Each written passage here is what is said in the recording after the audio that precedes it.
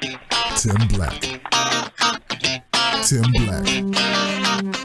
Tim Black. Yes, I am. True. Funny. Tim Black. I am TimBlack.com. Tim Black.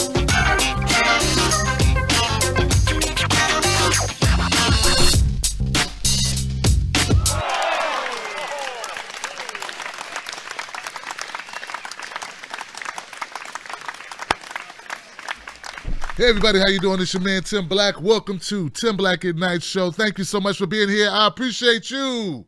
Yes, in the house. In the house.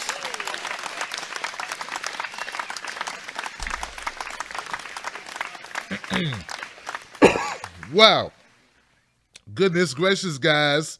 So much is going on. First thing I want to do, man, is give a big shout out to everyone on Facebook. Facebook. What's up, Facebook people? Thank you guys for being here. Thank you very much. Thank you very much.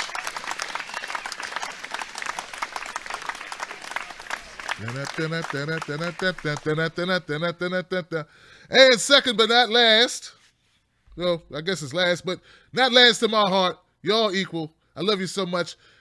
Let's give it up for my people on YouTube. Give it up for YouTube people. There you go. We don't discriminate. We don't discriminate. None of that. Yeah, I'm trying to come back to Facebook, man. It's tough, man. The last time I did Facebook, they blocked me again for another 24 hours. So, it's crazy, but I got some help on Facebook. Starting today, I have a couple moderators, 3 to be exact. Thomas Almy, Jennifer Vickers, and Laura Hennessy. Give it up for the 3. The 3 cornbread killers. Cornbread makers. They make the cornbread. That's right, Tim. They don't kill the cornbread. They make the cornbread. So thank you so much, guys, for offering to help stamp out trolling. As if that'll help. I don't know. Man. But I know we're going to try because that's what we do. We try. We have the fighting spirit around here. That's our thing. We're a people of hope and dreams. And they say if life doesn't get better by chance, it gets better by change, right? So we got to change to make life better. We got to do that right away because of what's going on around here, man. And it is crazy, guys. I don't know what's going on. I think when I had the, let me give a shout out, first of all, to Josh Fox, who came on the show yesterday. Josh Fox, thank you for coming through. We had a good time. Appreciate you, Josh. God put out movies, man, like gosh, man.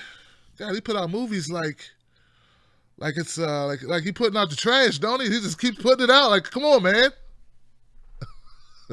Scott, what's up with you, dude? Do you do anything else besides make movies?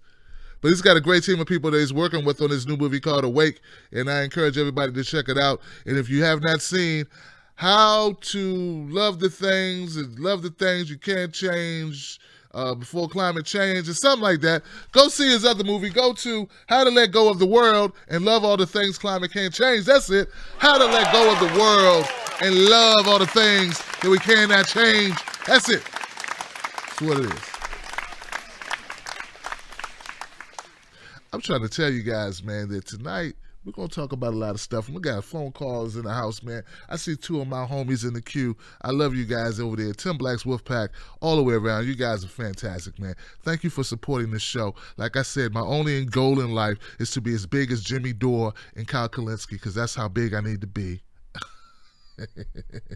Now, actually, my goal in life is for me and Bon Kim to make a great platform for independent media to go to where they don't have to depend on YouTube, and they'll have the ability to put their content out to the world and affect change in the world on important contents and important concepts and important topics that matter to the world that doesn't get talked about enough, where there will be no censorship, where we control it. That's what the goal is. And I know a lot of people have similar goals. Everyone wants to be in media right now. It's a very hot thing to do, and I'm glad they are. I'm just telling you, that's my goal. And I've been here 4 years doing it, so chances are I won't stop next week. Okay, so that's all I can tell you, and we're gonna keep going. So let's give it up for that. And like we always say, look, man, I ain't falling for no banana in my tailpipe. I ain't falling for no banana in the tailpipe, y'all. Check it out, guys. So, Momo Pineno, man, he's been up there editing like a chief, man. So guys, support Momo Pineno, guys. He does graphics. As you can see, my thumbnails are fantastic. If you watch my videos, which I know you do, because you got to support Tim Black, right? So you watch his videos, even though they're not making me any money, you still watch them. And if you do, you'll notice the artwork of Momo Pineno. And now I've noticed similar shows have started making more original thumbnails. I don't know, maybe it's just me, but I thought like a couple weeks ago, I didn't think anyone was doing it. But Momo Pineno is a finesse. He's an artist. He's crafty. He's witty. And let's give it up for Momo.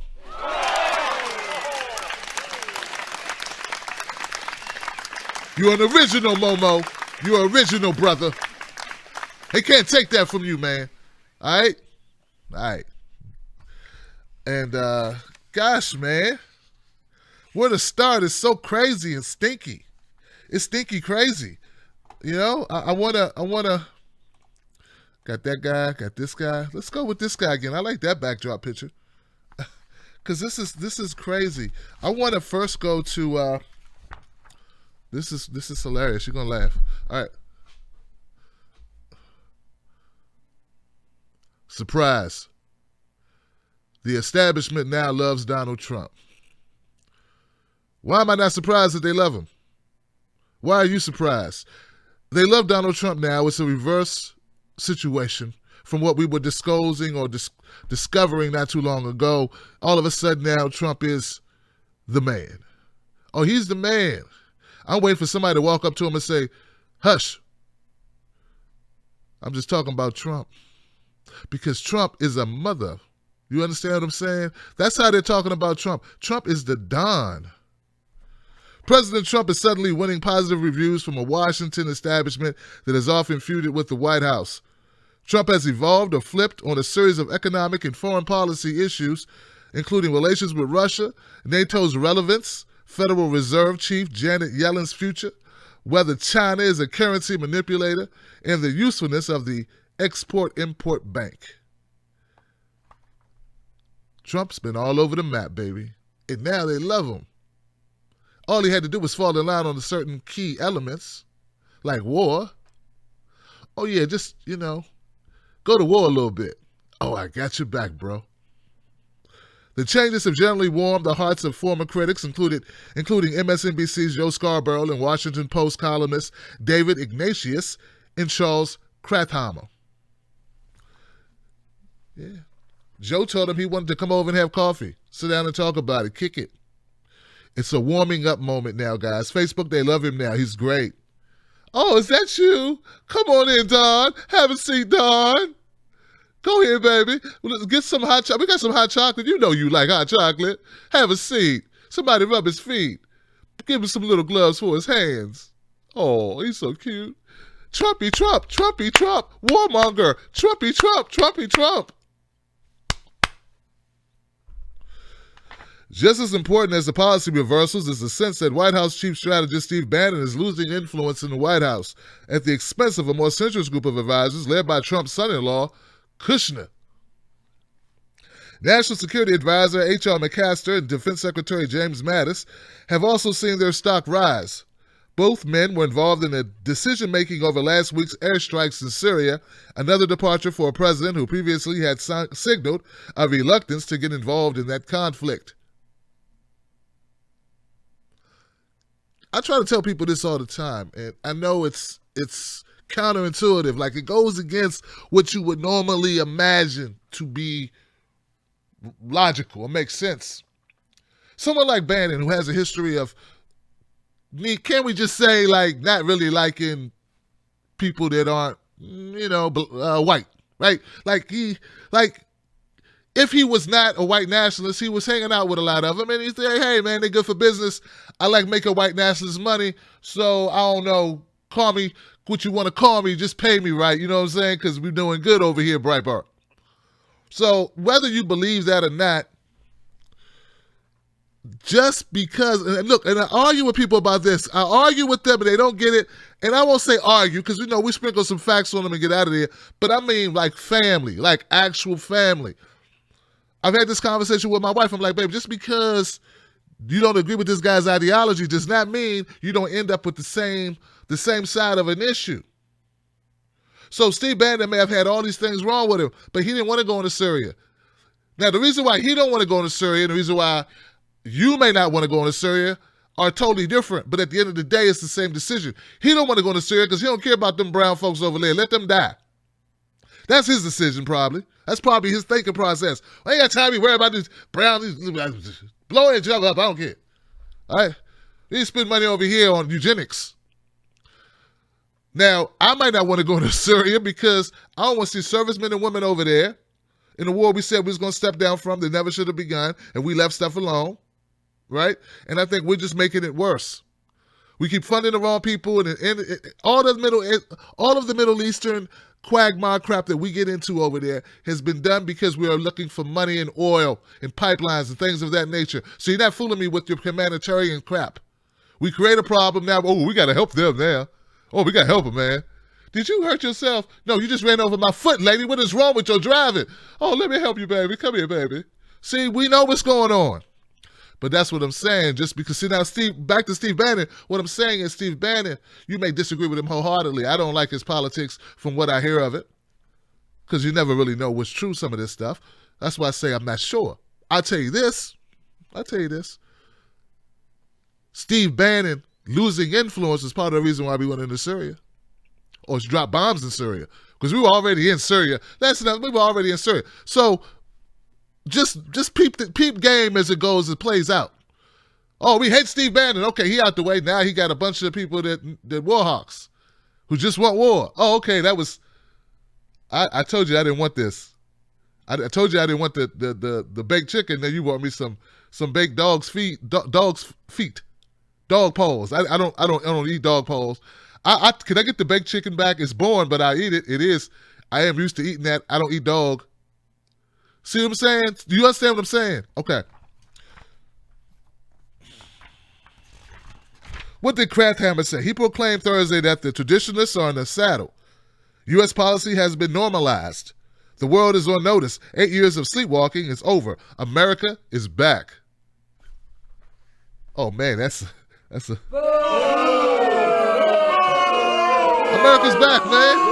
He said he was going to make America great again. America like bombing stuff. Hold on, man. What you mean? America's back. 8 years of sleepwalking. We've been sleepwalking? How the hell we been sleepwalking with all them bombs dropping, man? Where the hell you been, Krafthammer? Oh, because we didn't bomb Syria. We missed one. Oh, so now, like Obama was like, he's soft because he he was stopped, but we were bombing. We were shooting stuff. For some people, we'll never shoot enough. You know those people like you can work your butt off. You like whole place cleaned up. You blew up. You're doing everything, and you're working your butt off. And they're like, you could. You didn't get that. You didn't get that. No. Right over there. You see this? You see all this? Yeah, I know, but I'm just saying this right here. I ain't trying to point it out, but you are trying to point it out. That's Krafthammer. Obama was warring. He just looked nice. Hey, everybody, how you doing? But meanwhile, in here, he just stabbing people in his mind. Hello, baby. How you doing? What's going on? All right. Yeah, just like shaking hands with everybody. That's what I do, In his mind, he was stabbing people, blowing up stuff. And there's this whole scene's going on in his head. Oh, Malaya, could you sit down? All right. Okay. All right. Michelle, could you? Thank you, baby. Thank you. In his mind, he's waterboarding. But see, these guys don't get it. And back to the point of this whole story, man, it is that they like Trump now, and all he had to do was cave in on these issues. But the problem is, and I don't guess it's a problem because he's in the office now. It's not like you can take him out of the office because he went back on his promises. These people are glad that he flip-flopped. They have no conscience like, oh, well, he ran on this, he ran on that. He should stick to, no, they're like, we glad he lied. Now do what we want you to do. Fall in line with what we're used to. Go out there and make that money, baby. Shake that money maker. Shake that money maker. That's what they want Trump to do. And I guess it got to the point where it's like, the powers that be, and I don't mean him. I mean the real powers that be that control the money, called Trump into an office and told him to have a seat and told him how it's going to be. Or, how they do. It's like a mafia style in a way, Yeah, have a seat. Have a seat, Trump. We've been waiting for you. Have a seat. How's the wife? Yeah. How's kids? Kids good? Okay. Kids good. Okay. Yeah. You do a lot on the Twitter. Yeah. You like that, huh? That's what grown men do, huh? To you think grown men, what they do, they tweet? Oh, okay. I don't care about that. Listen, it is a little, but okay. Listen, you like your kids, right? You love, okay. Would you, I don't know, would you like to see them grow up, your sons? Would you like to see your grandkids, because every father would, I would think, I'm just asking questions. No, not, your wife, do you love her? Okay.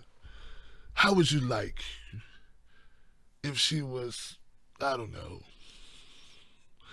pieces of her all over New York City? Just pieces. And I know, stop crying, Trump. Stop crying. Stop crying, Trump. Stop. Oh, someone put something in his mouth. Stop crying, Trump. We're not going to do it. Look, don't make us do that. Don't make us do. Look. We want the same thing you want. We want your children to live, especially the big-headed one. What's his name? Donald the Jr. Eric. We want him to grow up. We want him to grow old. We want what you want. Ivanka, we want her to continue to do Playboy or whatever it is she does. Whatever she does. We want what you want. And after that meeting, Trump decided that it's time to go do what everybody else would do. Let me phone up Hillary, called up Hillary, and Hillary, maybe you have any ideas about what I should do, because Trump doesn't want trouble. My mom is not a political person. She's always said that Kennedy wanted to do good things. He wanted to do good things. You saw what happened to Kennedy, right? So look, guys, I think the writing's on the wall regarding Trump and about what's going to happen from here. I think it's going to be exactly what Hillary would do in most situations. I mean, Trump's also, not only is he bad now on domestic policy, he's bad now on foreign policy. I'm looking like where the wind's going to come in at. Where those winds we were talking about.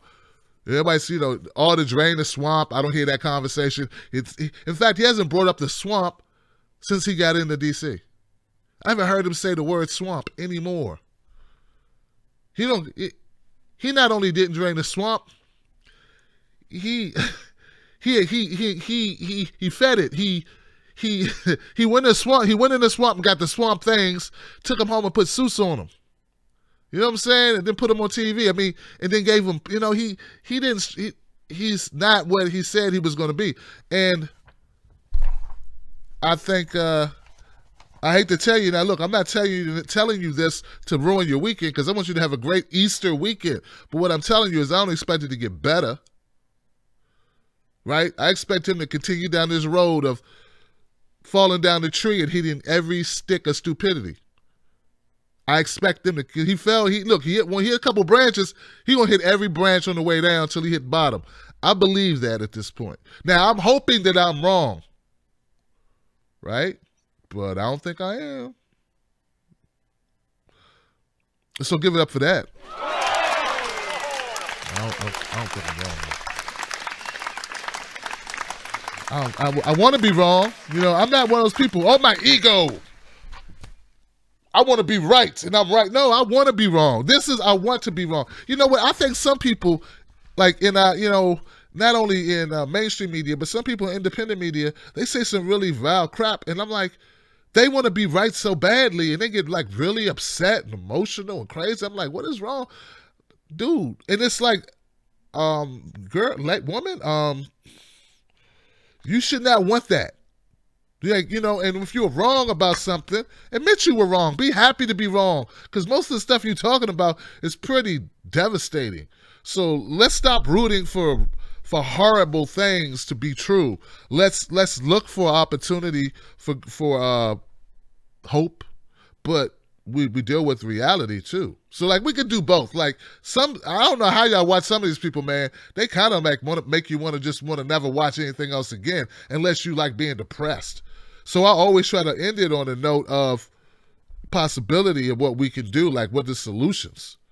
Everything's rigged and everybody sucks and they're all disgusting and America's horrible. And it's a bunch of horrible, a bunch of trouble. Like, okay. Whoa. Hey. You want to move? Like what else you want to do? What's your solution? America sucks. It's horrible. The people stink and everything's and everything. And I hate baseball. Okay, like what are you suggesting we do about it? Watch my video? I'm like, that's it. So I just think that's the wrong attitude, man. There are great freaking people in this country. And then there are people in this country who are not so great. And they think that's normal for them. But they just don't know. Like the people who were talking about this, back going to North Korea. Like war with North Korea. They think, well, we got to do something. We got to do something. I'm like, okay, yeah. That's debatable if we have to do something. No, it's not. You don't always have to do something. We got to do something. And they pick the knife up. I'm like, dude, that's, and like, like that riddle where they say, when all you got is a hammer, everything looks like a nail. Like, that's what they just, we got to do something, The baby's crying. We got to do something. You got a knife for the baby crying? We got to do something. Kids in Flint need water. We got to do something. That's like the knife just keeps coming. So these people, like with North Korea, who they know nothing about. Like, and I put out a tweet, guys. I said, guys, if you know something about North Korea or you feel that you have an opinion about North Korea that's based in reality, I got to question you because North Korea is so cut off from the world. We don't really know what's going on in North Korea except for, say, for a few people who have escaped out of North Korea who tell us these stories. But other than that, we really don't know. So, so we're humanitarians. Is that what you're saying? Or let me get this right now. Don't get me wrong. Like, there's nothing positive. I've been hearing about Kim Jong-un for years, but nothing I can say is good. But he probably hear a lot about black folks and think the same thing, except for Dennis Rodman, of course. But my point is, I mean, if you watch mainstream media, only time they show us really in the news is when we robbed something or we had somebody shot, I don't know, drugs or something. That's what they tie us with. Crime. Kim Jong-un probably like, crack, right? Crackhead, right? Like, nah, Tim Black, man. Crackhead, right? No, crackhead. Rape, right? No.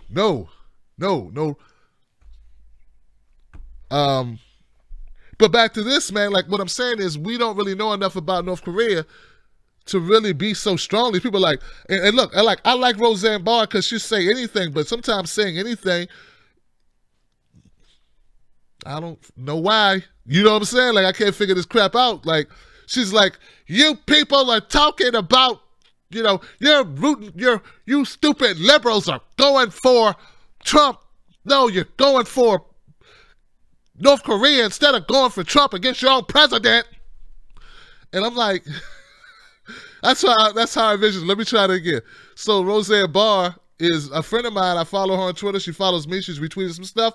I think Roseanne is funny. Like, I never thought I'd be like chilling with Roseanne in the DM. Like, yo, what's up, Rose? What's going on? She's like, shut up, Tim Black. I'm like, come on the show. She's like, nah, I can't do that. You gonna get me. But as I try, I mean, if you follow me and you famous, I'm trying to get you on the show. All right, so know that off the break. We ain't gonna just be, hey, how you doing? What's up? Nah, I need you to come on the Tim Black show. So But Roseanne put out a tweet, and you know Roseanne is very like unapologetic. She'll say anything. And she's got this tweet out that I saw today, and she's talking about North Korea, and she says, "Well, you know, stupid liberals, stupid liberals, going against Trump, supporting North Korea president. What's wrong with you, stupid liberals?" You know, and I'm like, okay, why? Because we don't want a World War III? Really? Really? So you think that if there was Obama talking about bombing North Korea, we'd be like, man, shit, well, you know, sometimes a brother got a bomb, you know what I'm saying? You know, that's how we roll, man, you know. Hey, you lost, you know, there goes another one, you know what I'm saying? Ain't nothing but a chicken wing. Sometimes, you know, you got to blow up the world. Sometimes you got to end existence, man. Sometimes you got to break it down to the lowest compound, you know what I'm saying? I mean, what do you think, Roseanne? If it was Bush, we'd be like, well, you know, we got to do what we got to do, you know? Killing everybody seems like it makes sense at this point. No, Roseanne, it's not because it's Trump. Right? It's because it's crazy. And you sound a little crazy too right now. And I love you, but I don't understand why we gotta. Oh, because they mistreat their people. I give up. What? These people who think we do things because people get mistreated are delusional. You are delusional. You know what? If you think, look, if you really, I mean, seriously, guys, if Facebook, if you think we do stuff because we care about people, man, America is a hot blonde woman after the club drunk walking to her car. That's America. She don't see the homeless guy. She got an attitude. She can't wait to go get something to eat. That's America, man. We do not, y'all got it twisted. You are really gullible if you think that she's like, whatever. Excuse me. Like, lady, please, could you, you know, the poor countries are like, could you please give me $1? I'll just get a sandwich. Get a job. Just get ooh. He almost touched me. You know? Ooh, did he breathe near me? Oh, God. Go die in a gutter like you're... Please, do that. Can't even die in a gutter right. Look at him laying there. Oh. Are those socks with... Oh, God. Yeah. You know... But there are people who believe that this propaganda, they just put it in their head. They watch, and I heard that the psychology is like, if you watch a lot of movies, the brain is very intelligent, but it just processes information. Like, it sees stuff and it processes it. So, like, I'm not so certain that the brain knows that that's TV. Like, these imagery, you keep watching TV and movies that depict America as this savior, and it's not. You know, I mean... It's just not. I'm not saying other countries are too. I'm saying if you think that's why people talking about North Korea or any of these countries is because of humanitarian efforts, and don't get me wrong, there are some great people in this country who work for great causes. But I'm saying in general, nah, man, we're about the paper. America's the biggest drug dealer in the world, man. Biggest arms dealer in the world. That ain't to save the kids. You know what I'm saying? Like, all right. I want to go to this guy. I'm all over the place. Bear with me, guys. We got a lot to get through, and I'm talking a lot. Is this the guy? I hope this is the guy. Now, that's my North Korea. I got North Korea. That's Freedom Friday. Who this? That's Trumpy. Who this? That's that's the diplomat, right? And we got, that's China. Where's my guy, man? Damn, I already got that. Why is that here again? I can't find this guy. Where's this guy at? Who's the guy who ran for office and they screwed him, man?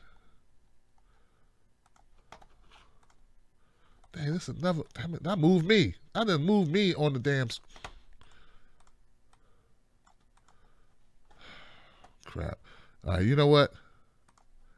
I don't know where the guy is. I thought I had the guy. Obviously, I don't have the guy. I try one more time, guys. Trump, North Korea, Freedom Friday. This looks like. There he is. I got the guy. All right. All right, guys. This is important. This is important. Damn it. Why am I moving myself? Stop moving yourself, Tim Black. All right. Momo's like, Tim, please get this right. We got to use this video for the show. All right.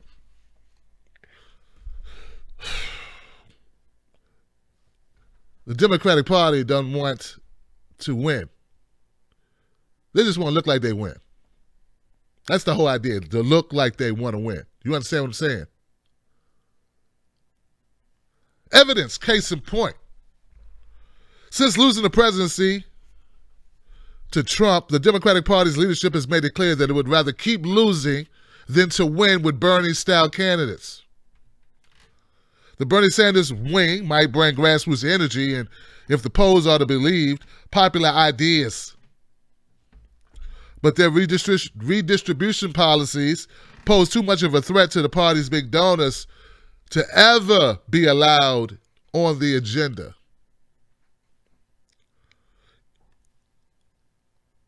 I got a guy here. You see him on the screen here, guys. If you're on Facebook, you can't see this. But if you're on YouTube, you see him well. James Thompson.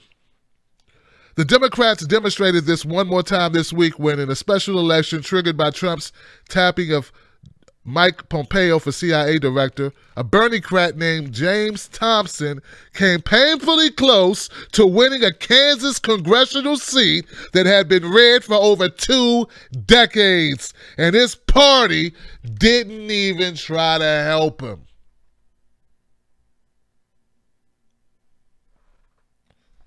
They could have turned red to blue after 20 years of trying. But they didn't want to do it with this guy. This guy. You want to win? Yeah, I want to win. We want to win like nothing else, man. We want to further our ambition for America.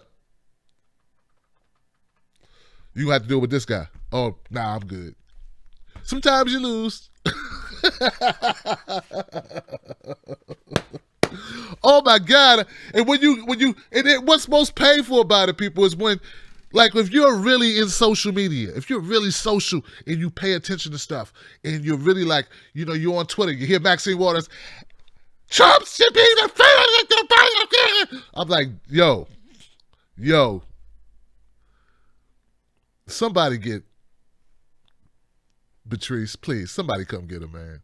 She 82. I don't want to do videos on her. Please come get her. Please, man. Please, man. Please. They're gonna be calling me cool, man. Please come get her. I don't want to talk about it. I'm just gonna look over here. We're not gonna talk about it. We're not gonna talk about it. Because when they go off the handle about Trump and the Republicans and all this crap, and you got people coming out of the woodwork like I don't know who's got a big mouth. Oh God, there's so many of them. Oh, the Neera Tandons and the just hurt my head, and every once in a while you got Debbie White. Whenever you got Nancy Pelosi, when you got these people that talk about, well, the Democrats are trying really hard and we're the party of change, and then you see reality. The reality is this man could have won. But they didn't want him to win because his politics was not a sellout corporate politics that benefited their donors. You understand what I'm saying? They'd rather take the L and still complain that they can't win. That's better than winning and having to be stuck with this guy trying to do things for the people. You understand what I'm saying? Listen, man, let's get into this. In a Reddit AMA, Thompson said he was inspired to run by Bernie and talked about progressive values like universal health care, education, 15-hour minimum wage. He also spoke in favor of taxing and legalizing marijuana, regulating Wall Street, and overturning Citizens United. What a freaking hypocrite this guy is. We can't have this guy. No, we can't have this guy win, man. This cannot happen. This guy... he's like, I don't know what world he's from. He wants to legalize weed and overturn Citizens United and get money out of politics. Oh my God, this guy, we cannot have him around.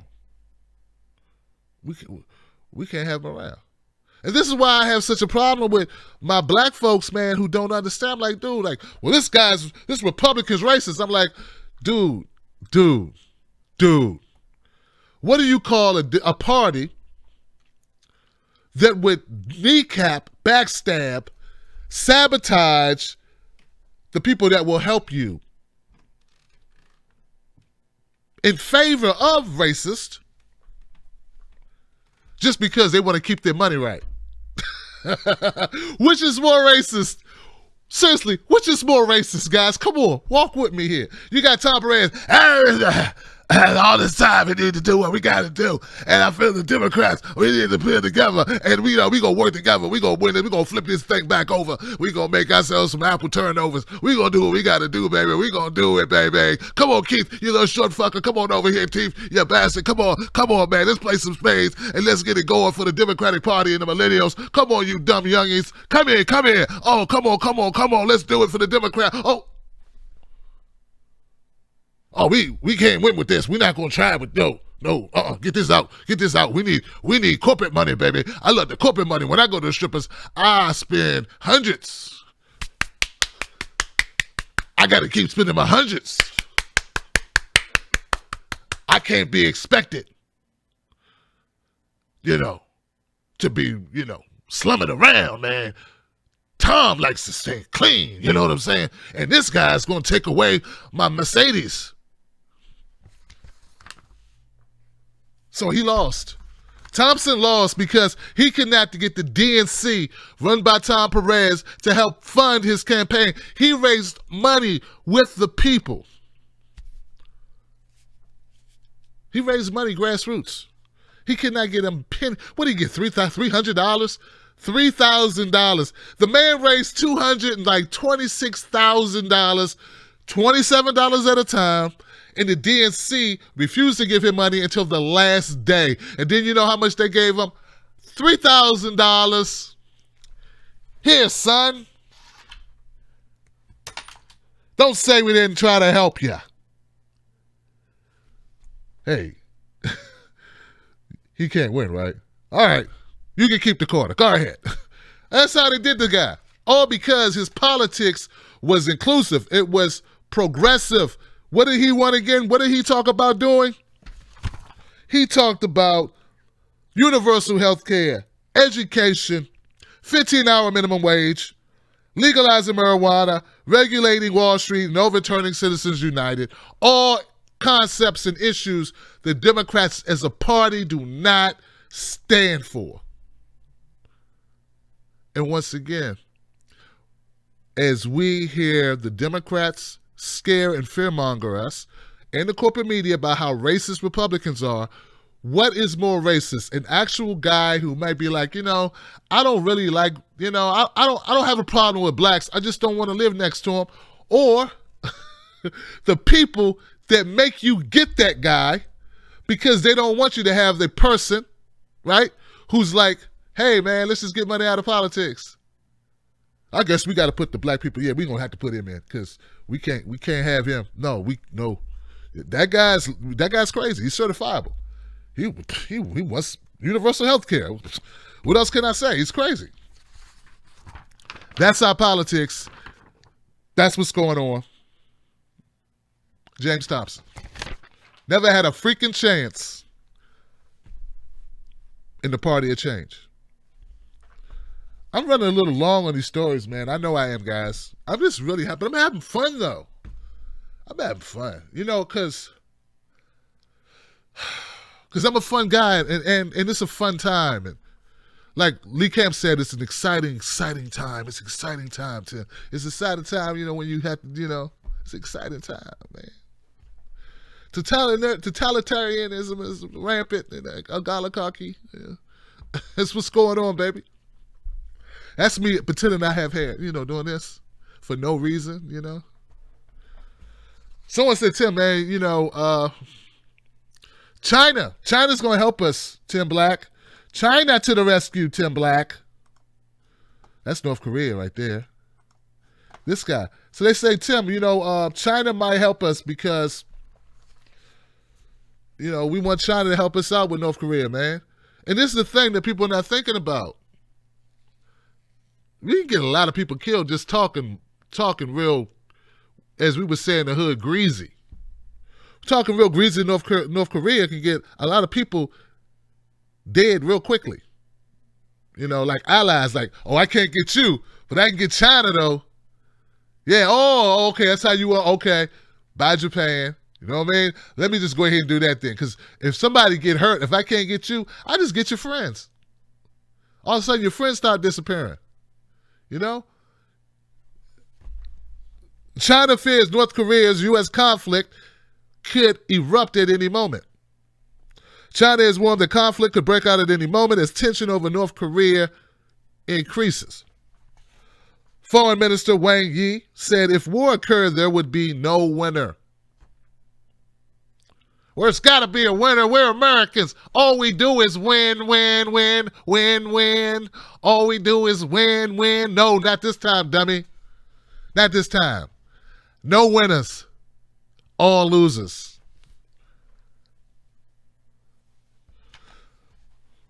Mr. Wang's comments came as the U.S. voices increasing concern at North Korea's development of nuclear weapons and deploys a Navy carrier group off the Korean peninsula.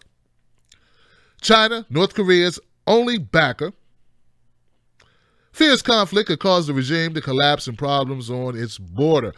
Mr. Wang said one has the feeling that a conflict could break out at any moment.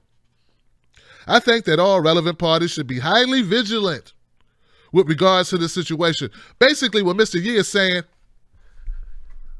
all you fools want to die. Is that it? All you fools want to die. Is that what y'all want to do? Oh, that's what we doing now. We all dying now, huh? That's y'all big plan, huh? That's what you want to do. I get it now. Suicide. Mass suicide is what this is make America suicide again. Is that what it is? Massa, make America suicide? Oh, okay. I thought we just wanted to, basically enslave all of our citizens and keep stacking paper. But no, your goal is to kill everybody off so that, cockroaches can rock gold fronts. We call for all parties to refrain from provoking and threatening each other, whether in words or actions, and not let the situation get to an irreversible and unmanageable stage. Yeah, if you keep talking crap, somebody gonna have to do something.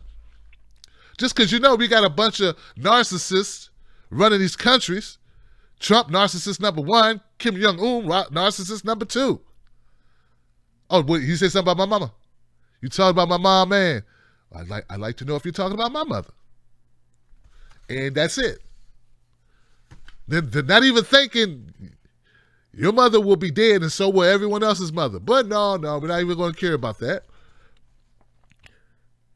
Donald Trump said on Thursday that the problem of North Korea could be taken care of. If China decides to help, that would be great. If China wants to help, that would be great. If not, we will solve the problem without them. USA, USA. That was a tweet. Up till now, I wasn't really. I thought Trump's tweeting. Trump needs to stop tweeting, man. I'm going to say it. And that's admitting that I was wrong. Because at first I didn't care. I thought it was funny. It was cute. You kind of let me get a jump on mainstream media. But, dude, sir, president, cuckoo for brains. This is not cool. You're scaring the hell out of people right now. People are going to sleep afraid because of you.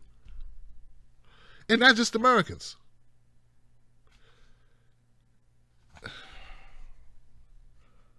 Our toughest... Look, if China decides to help, that would be great. If not, we will solve the problem without them. She just making threats over the internet. Just... So... All right. So Mr. Trump and China President Xi Jinping have been in contact by phone since their summit last week in Florida, and Reuters quotes U.S. officials saying tougher economic sanctions against North Korea are also being considered. So, okay, let me get this right. So we're going to blow them out the sky. Well, can't blow them out the sky. We can blow them off the earth, or we could just make it hard for them to buy anything that they need to buy. That's what I'm saying, man. Like, I don't know enough. Like I said, I know that I'm pretty sure that Kim Jong-un is probably, everybody can't be lying about a brother. Like, if you meet three people and they say, "Hey, man, you met that guy?" Like, there are people on the internet that I've heard bad things about. You hear from enough people, it's not rooted in just, you at least consider it. So I've heard enough negative things about certain people to be like, you know what? Yeah, what's up, man? All right. Good to meet you, bro. But I know that the negative things are back there. I'm thinking about them like, oh, okay. I bet you are a jerk, like I've been hearing. I'm just waiting for that to show, because I like to give people an opportunity to be themselves, and I don't want to pass judgment, but I got to listen if people keep telling me. But I tell you this, so Kim Jong-un, I've been hearing that he's crazy. I've been hearing that he's like, I don't know, maybe like 3 bottles short of a 6-pack. I've been hearing these things. He's torturing his own people and stuff like that. I'm hearing these things. But that doesn't mean that we should just go in and like, because here's the thing. You would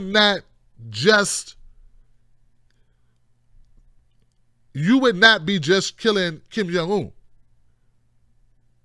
There are babies and women and men, and people don't like talking about it. There are men who like living too. It's always women and children.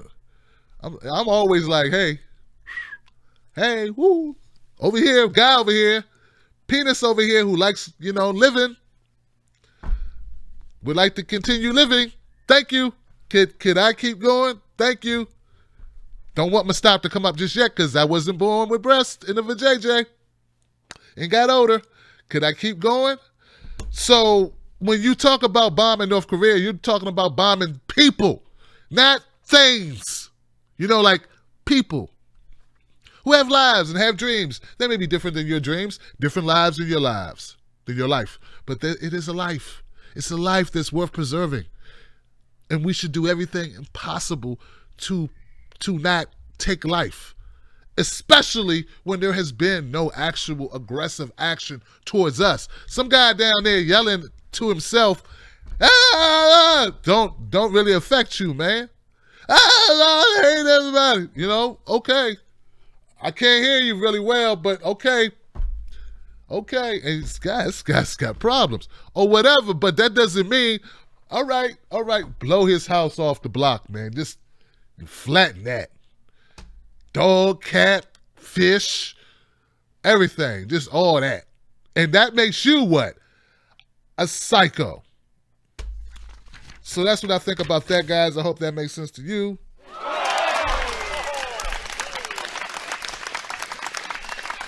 I'm getting long in the tooth, man. I can't help it, man.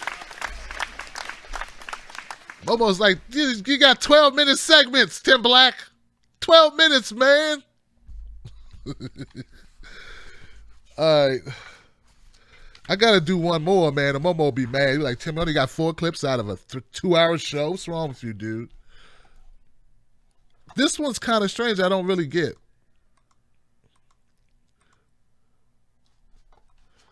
All right. This is kooky. Trump administration releases White House visitor logs. No, let me try that again. Trump administration won't release White House visitor logs. So, man, Man, I don't want to tell you who came. But why you need to know who came to my house, man? Because it's not really your house. It's like our house. You just kind of live in it. It's not your house. The Trump administration will not voluntarily disclose logs of visitors to the White House complex. It announced this on Friday, breaking with the practice started under former President Obama. Oh, okay. Obama started it. That's why. Trump don't have to follow rules Obama followed. Man, what are we doing having stupid rules about like who I meet with? Dude, I ain't gonna be micromanaged. What's wrong? I'm Trump. I'm not gonna be micromanaged, man. I'm gonna do what I want to do. How can I do blow off hookers backsides if people are writing down stuff? We can't be writing down stuff. What's wrong with Sean? Put out a press release. All right, White House Communications Director Mike Dupke released a statement citing the grave national security risks and privacy concerns of hundreds of thousands of visitors monthly or annually. A limited number of records of visitors to the White House departments, such as the Office of Management and Budget and U.S. Trade Representatives, will be accessible through Freedom of Information Act requests, but most will not. Those that apply to the president and his senior staff. This announcement angered ethics and good government watchdogs, who argue the public has the right to know who's visiting the White House. Yeah, we want to know who's visiting the White House because we want to make sure we keep tabs on them, just like we did back when Hillary Clinton was in the White House, and we just kept tabs on all the people she met with who happened to have give money to the Clinton Foundation. We were really vigilant. We were very vigilant, making sure there was no pay-for-play going on.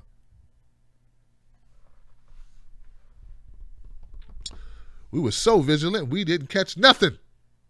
Even the mere thought of us catching something caused people to call you a women hater. You hate women. That's why you're worried about her going pee-pee in your soup. But I don't want pee-pee in my soup. Well, you're only worried about it because she's a woman. No, I don't like pee-pee soup. I like bean soup. I like celery soup. I like tomato soup. That's like my favorite. Chicken noodle soup. Oh, man, get out. Bisque. I like a little bisque. But I do not like urine soup. I just never don't want to develop a taste for it. These organizations sued the administration in federal court this week, demanding the logs be released. Damn it, it's disappointing that a man who promised to drain the swamp just took a massive step away from transparency by refusing to release the White House visitor logs that the American people have grown accustomed to accessing over the last 6 years, said Noah Bookbinder, executive director of Citizens with Responsibility, Ethics in Washington. Blah, blah, blah. You know, hold on, man. They've grown accustomed to it. Doesn't make it a law, dude. This, I know I see where you're going, brother. I see where you're going. But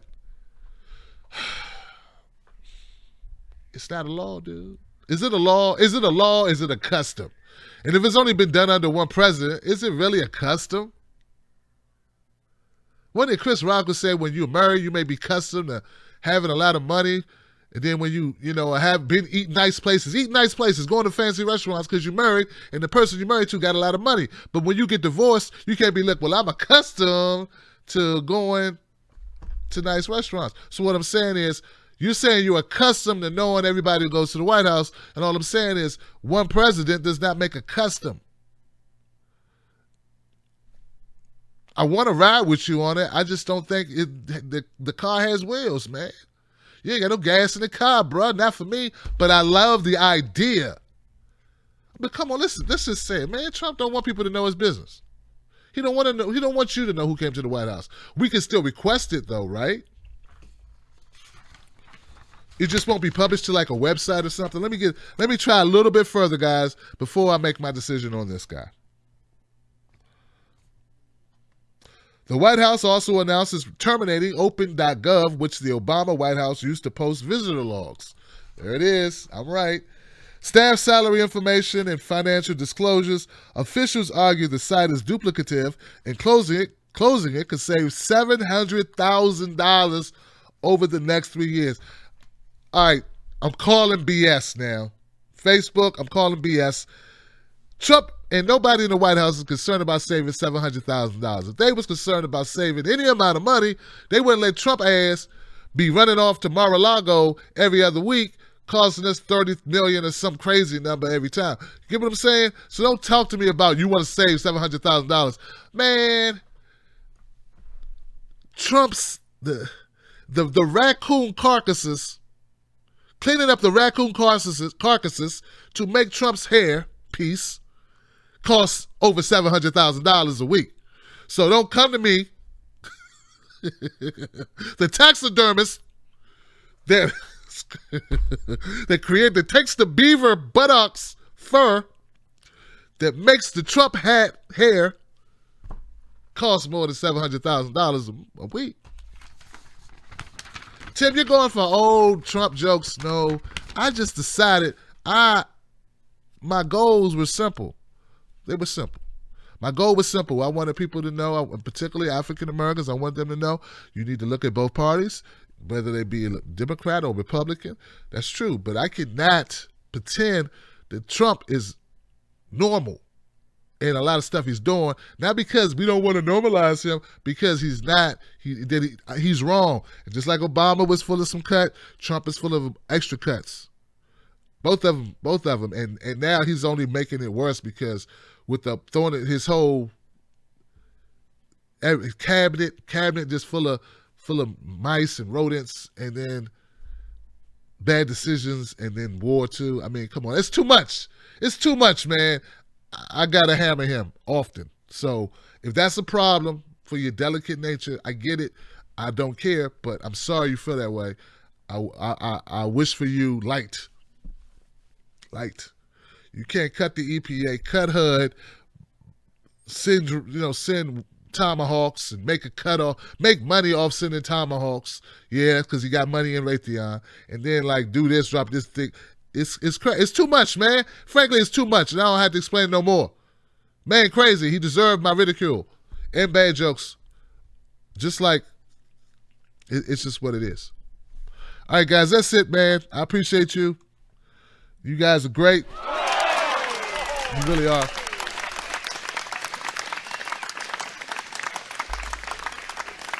For some people, the YouTube-pocalypse, they call it, or whatever. For some people, it's over. I question how long it lasted for them to begin with, but hey, that's another story. But for us lowly YouTube-type people, a lot of us, we are struggling, and we're just trying to keep our head above water, keep it going. Nancy DeVos, get out of here, lady. What are you doing hanging around?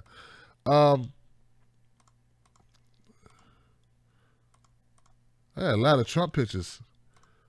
But anyway, for a lot of people, that are maybe fans of yours, or you're fans of them, likewise, I hope that they appreciate you. But a lot of people, man, they're still going through it. So look, support independent media, not just the Tim Black Show. Support other independent media as well. This week I will be going on the Humanist Report with my man Mike Figueredo, Mike F. And he will also be on my channel. We did this before, back maybe 6 months ago, 9 months ago. We did videos on each other's channels, so that's going to be great. So give it up for Mike.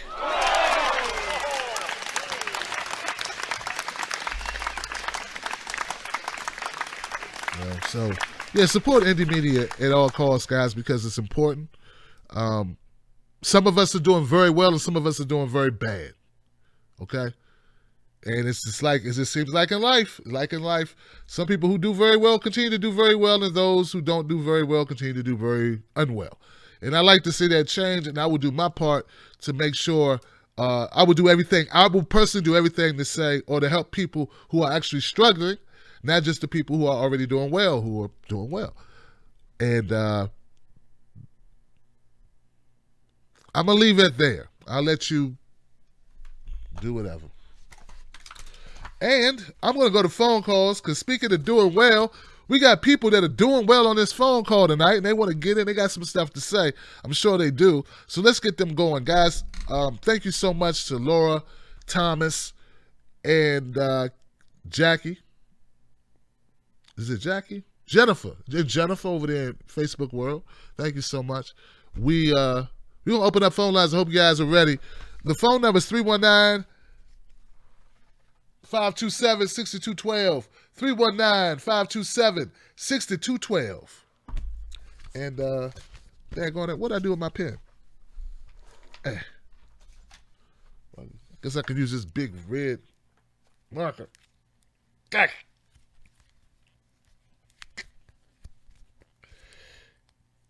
I guess can't use this. Wait, what the fuck?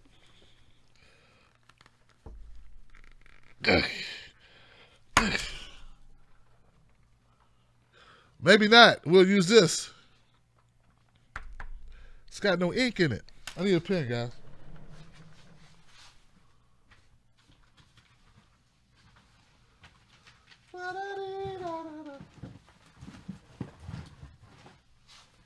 Boogie nights, Boogie nights, it's alright. We are here to party. Hold on tight, gonna get it started. Cause boogie nights are always the best in town. Got to keep on dancing, keep on dancing. Got to keep on dancing, keep on dancing. Round, round. 3. Tim, play some music next time. Do not sing, brother. All right, guys. I'm going to go to my first call in the queue. Thank you for holding on. Let's bring it in. Let's do this, man. 11111. You're live with Tim Black on Freedom Friday. Who's this? Tim Black. This is your friend Thomas Selman from Lansing, Michigan. How you doing? Hey, what's up, Thomas? What's going on, brother? Not much, man. Just chilling out, watch the Tim Black show. Hey, I went over the whole broadcast, every single comment from the Tuesday show on Wednesday, and I didn't see a single negative comment about you. So either the person who reported your video didn't comment, or they just didn't have anything negative to say and just reported your show. I'm not sure. Crazy, bro. That's worse. That means they're just doing it. They're not even angry about the show. They just want to destroy it. Nothing specific. Yeah, nothing specific. We hate the guy, so we're just gonna do it. Yeah, I don't know. I went through every 500 some comments, and I couldn't find a single one that was aimed towards you in any negative way. But I wanted to comment about the Moab. You reported deafness for a 2-mile radius. That is crazy. You and Josh Fox said everything you need to know about that. I can't really add anything more about that. So if you want to see that, then watch the Josh Fox and Tim Black interview.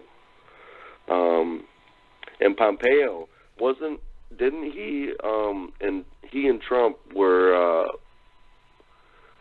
liking the WikiLeaks, and then Pompeo went back on it. Yes. Pompeo was not for the people, and none of the establishment is, in my opinion. They're for the billionaire class, millionaire class, and that's what I got for tonight. Have a good night. One love. Thank you, Thomas. He's right, man. That's the most hypocritical crap in the world, isn't it, Thomas? These bastards. This guy Pompeo. They praise WikiLeaks. And now it's like a whole reversal. See what I'm saying, what they're doing? And I'm trying to tell you, that meeting, that little skit I did about the mafia meeting with Trump, I don't know, man. I know it's crazy, and of course I exaggerate in a lot of that skit comedy stuff, but I do believe there's reasons for the season. There's a reason for stuff. So let me go to the next call, man. I appreciate you. I got an anonymous caller, and I'm going to take it because I'm crazy and I'm a risk taker. Hey, Anonymous, how you doing? You're live. Good. This is Bon. Bon, what's up, brother? Hey, pretty good. I think the two things. One is, we have, as a culture, maybe it's just business culture, I don't know what it is, but victim blaming. Like, the whole United Airlines, Dr. Dow, right? Once that happens, there's just tons of research into the background of the victim. You don't see a lot of background information about the person who did the crime or did the assault. You know, it's the same thing with, like, if a woman gets raped, you know, they do a hit piece on her. If you know, it's pretty horrible. Or like, right, someone gets shot to death unarmed by a police officer, right? They're the victim ends up being, you know, saying, hey, this guy, he was a shady guy. He had criminal past, etc. So, you know, it's like they're making it seem like these victims deserve it, but they don't. So that stuff kills me, and it always happens. I wish we could get away from that, but I don't think that's ever going to go away anymore. Anyways, on a lighter topic, right? Dennis Rodman supported Trump, but, you know, his friend for life is Kim Jong-un. So I wonder what his thoughts are if, you know, Donald Trump invades or bombards North Korea. Just wondering what your thoughts on that are, and hopefully that's it for me. I'd just like to listen to everyone else too. Hey, man, thank you, Bud. I appreciate you, man. That's funny. And you know what? You're absolutely right about what they do. Like, hey, Bud, I haven't heard the media really go in and tell me how many, I don't know, passenger exchanges of seats have been happening over the last 10 years. Like, I have no figures on how many times United Airlines has kicked people out of their seats for their own personnel, you know. That's like a question you think we would probably know. We've been watching this stuff, but they haven't looked into it. It's crazy, bro. Crazy. Give it up for Bond one more time. That's what they do, man. And I know, like, when I first started, like, I'll be having these crazy goals. Like, I was hoping that if we could see, like, if people woke up to this, they would transfer it to other things in society that happen. Like, they do what they're doing to Mr. Dr. Dow, they do that to every black kid. They do it to a 17-year-old black kid. Like Trayvon Martin. You know? Or black young man. I think he was 17. It's been a couple years now. But he's a child, basically. They hold him up to the scrutiny. Like, well, that time he smoked weed in class. Oh, my God, he else smoked weed in class. He smoked weed. He broke into a school locker. Oh, that kid, yeah, he's going to die. He's definitely going to murder like 20 people because he broke into a school locker one time. You know, just like really crazy stuff. That's what people, I mean, nah, dude, nah, it's not. But they dig into the background of the deceased. And in this case, the guy not even dead. Like, okay, 12 years ago, 13 years ago, he did something wrong. Got to talk about that. I'm going to go, man. I've been doing a lot of talking. I'm going to move to the next one. I just think it's crazy is all. 734. 734, you're live with Tim Black, Freedom Friday. Who's this? Hey, Tim. How are you? Hey. This is Jack from Detroit. Jack in the house. What's up, Jack? Hey, learned a lot of new things this week about the situation in Syria. Just from watching Jimmy Dore too, along with your show, and seeing H.A. Goodman and his show. Awesome show you guys put on. No sellouts indeed. And I guess kind of what I learned is more from prior knowledge, though, because the situation in Syria looks pretty drastic. Because it turns out that Al Qaeda might be posting doctored videos showing that, well, the people were shot with sarin gas, but that may not all be true, because Jimmy Dore showed a video where one guy was doing some kind of faulty CPR tactic that wasn't CPR. It's just the person who was dead was laying on the street and someone was spraying him with water. But you can't get close to a person who's been shot with sarin gas without wearing a hazmat suit. And the person wasn't wearing a hazmat suit, and it didn't make sense. So this whole blaming the Syrian government to make a point short is not worth it, because also what happened with ISIS, I think they're the ones that, if anything, they were the ones that performed the chemical attack, and because they got some of the chemical weapons from Turkey. That was found a couple years ago. They got it from Turkey. They didn't get it from Syria. They got it from Turkey. And yet, we're all this thing about Syria, the United States military, it's just all about the military-industrial complex, plain and simple.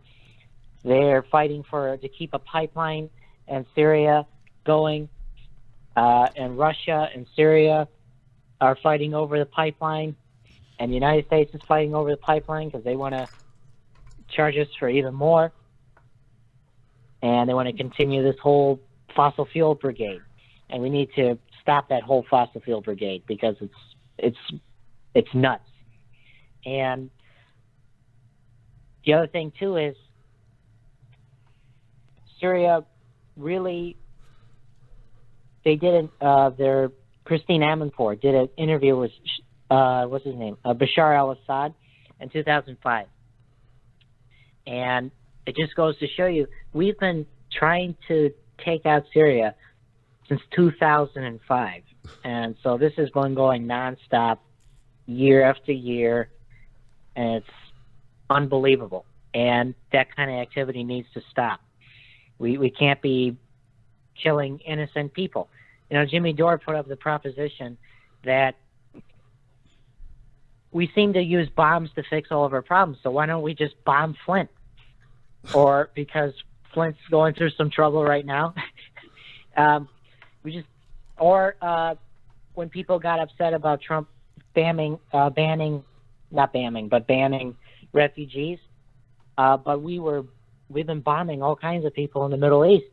So if we bomb them at the airport in the United States, maybe then people would get upset about what Obama did. If we bomb them at the airport.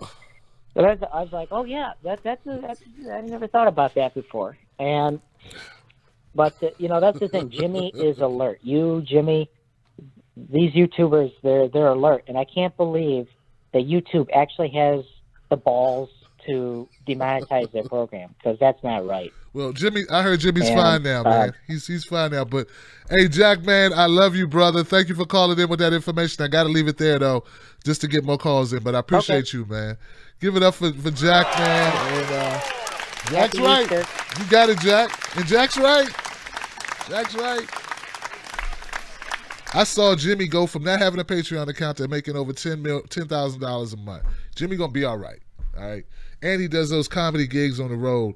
But of course censorship is wrong. I hate censorship. And of course, you know what I mean? So but that's funny. Hey man, I give funny credit. What funny is credit. Credit funny.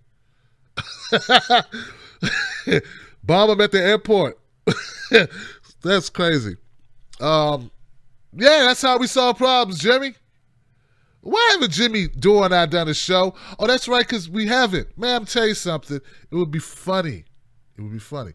But I'm going to go to the next call, man. Oh, Bon Kim wanted to know what I thought about Dennis Rodman. What's Dennis Rodman got to say? He's probably got to say something like, I think that we stop talking to me about, because Dennis Rodman talk like a crazy person. Kim Jong-un is my friend. He's my friend. And then he just cried uncontrollably.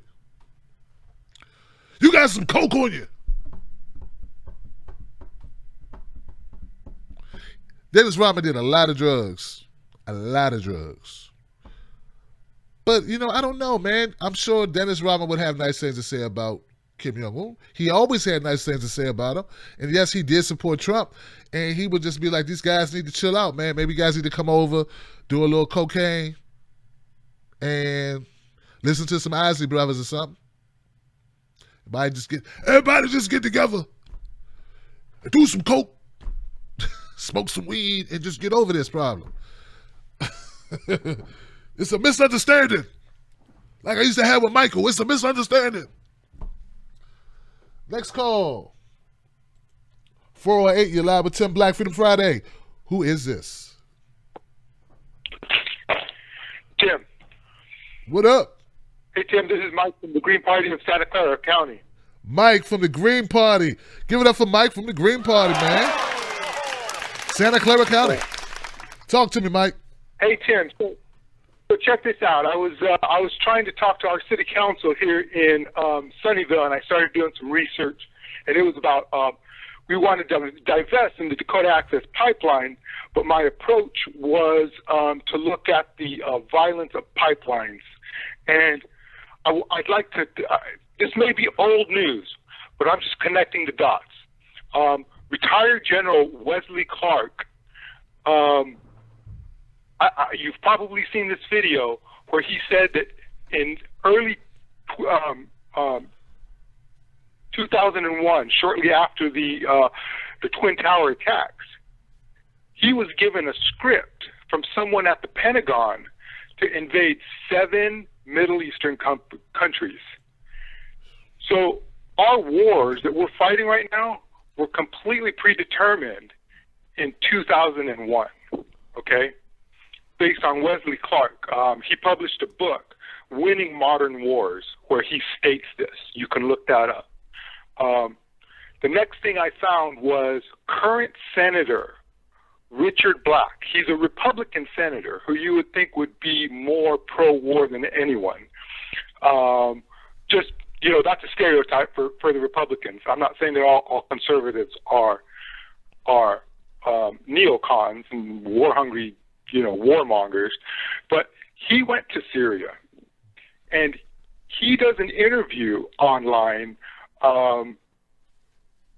with Jeffrey Steinberg of Executive Intelligence Review magazine, okay? And he says, this is Richard Black, a current Republican senator out of Virginia. He says, we have gone full circle from opposing Al-Qaeda, which sent 3,000 Americans to a flaming death in 9/11, a complete circle where we now supply them, we arm them, we finance them, and it's all coming with the approval of the highest authorities in the United States government. And that's a direct quote from what he said in this interview. Current senator, Republican, out of Virginia. His name's Richard Black. I encourage your people to look him up. Lastly, I just want to give you this. Alan Greenspan, who's the Federal Reserve chairman from 1987 to 2006, and I believe he was the inspiration for us to going into Iraq. Okay. He wrote a book as well called The Age of Turbulence, and I just want to give you a couple quotes from there. It says, I'm saddened it is politically inconvenient to acknowledge what everyone knows.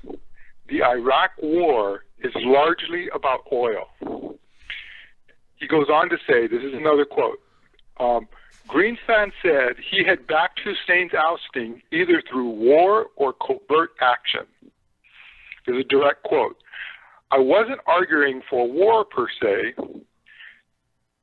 he said, but to take out Hussein, in my judgment, it was something important for the West to do and essential. But I never saw a plan B, as in an alternative to war.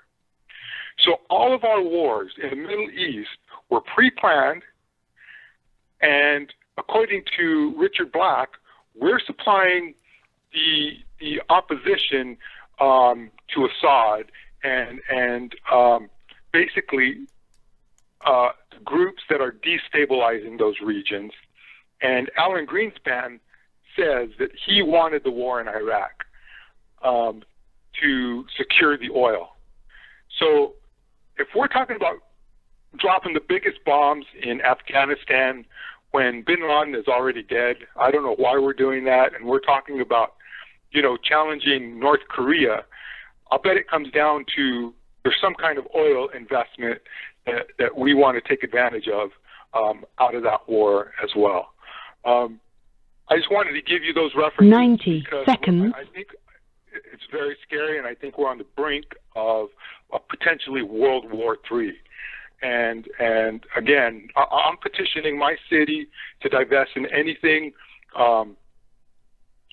has to do with oil and to try to convert to green renewable energies. I just hope that that your audience will do the same, pressure their politicians to do that, and look to renewable energies to hopefully get away from the violence of oil. And that's pretty much all I wanted to say, Tim. I just, Yeah, Mike. I Man, appreciate your time. Sure, brother. I appreciate your phone call, man, and your topics. I'll look up Richard Block. I always try to tell people, Mike, I don't look, man. I'm not one of. I'm not one. Richard Block. I'm not one of those people, man, who. I don't care what party someone is. You know what I'm saying? That's not important to me. What I care about is what you stand for, what your ethics are, what your track record is, what you want to do for the people. That's all that matters to me. So, this man from Richard, I think you said Block from Virginia. I'm gonna check him out, and I would love to try to get him on the show. Let's see if he accepts. But it sounds like he's on point. He's keeping it real. So 10 seconds. There we go. Let's let that 10 seconds get out the way. All right. Oh, call up right now if you want to be on the show. Got to call now. When you hear that, that means you can't. After that, people can't call up. But if you're in the queue already, you're good. Let's go to the next call. So I had Mike. Let me move on to. I have a 202 number in the queue. Hey, 202, you're live with Tim Black on Freedom Friday. Brother Tim, what's up, man? It's EJ and VA. How you doing? EJ, what's up, man? How you doing, brother? Doing well. Loving the show tonight. And wanted to say that 420 is coming up. You know what I'm saying? Holidays. And I think that your assertion that Dennis Rodman would sit down Kim Jong-un and Trump, I think if they smoked a little bit of weed, it might work. Like, it might be a little bit of ground that was able to be gained one way or the other. So, you know what I'm saying? I think that's a good thing. But the real reason I called tonight was to talk about Tulsi Gabbard a little bit, because I'm hearing, like, I always considered myself an independent, like not a Democrat, not a Republican, not a conservative, not a progressive, any of that. I don't like the labels. But so I was having these conversations with people they call themselves progressives. I'll say maybe that's so-called.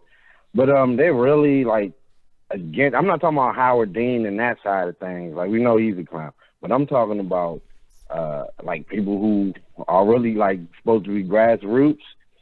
And so I'm trying to understand their position, because maybe I'm not all the way informed on it. So I'm just trying to, like, what's the criticism here? Because everything I've seen has pretty much garnered my respect. And they were saying that, like, oh, she's a sheepdog, and that she's someone just to bring progressives to the Democrats.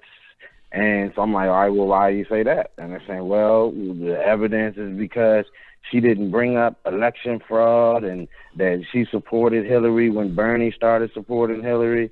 And I'm like, I mean, she took a big jump out there to hop out of the DNC. I mean, that was real brave. Like, I don't know. I don't think I disagree with that pretty much. And they were saying Bernie's a sheepdog and everything. And then so I'm like, what else you got? What else? So they was like, oh well, she's signed a bill to reaffirm the United States commitment to Israel, and she attended this Netanyahu conference.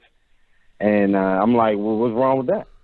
And it was like, oh, well, Israel is an apartheid state, and that they control the United States policy. They started getting real deep. Like, they're the greatest threat to world peace. And they really didn't offer any other solutions than what they would have had Tulsi do. So, I mean, they were comparing them to Hitler. And I just thought it was funny, because I'm like, well, Hitler shared your hate for the Jews. So, I mean, I don't know why you would compare them to Hitler, of all people. And then there were like a few more criticisms of her they had, which I thought were real shallow. Where, okay, she joined the military during the Iraq War. Like, oh, she joined the military. That's a bad thing now? One thing they did kind of make a little point on, though, I had to give them a small ground. They did say that she supported Gitmo, you know what I'm saying, Guantanamo Bay.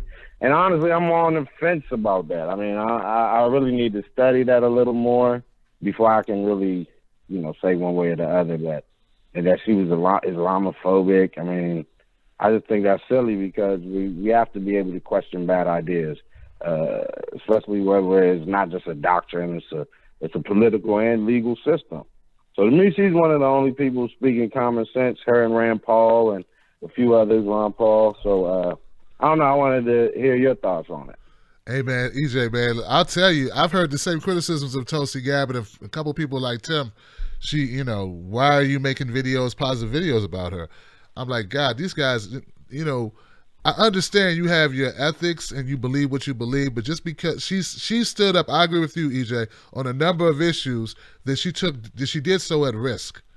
She's more proactive on those issues than, say, Elizabeth Warren.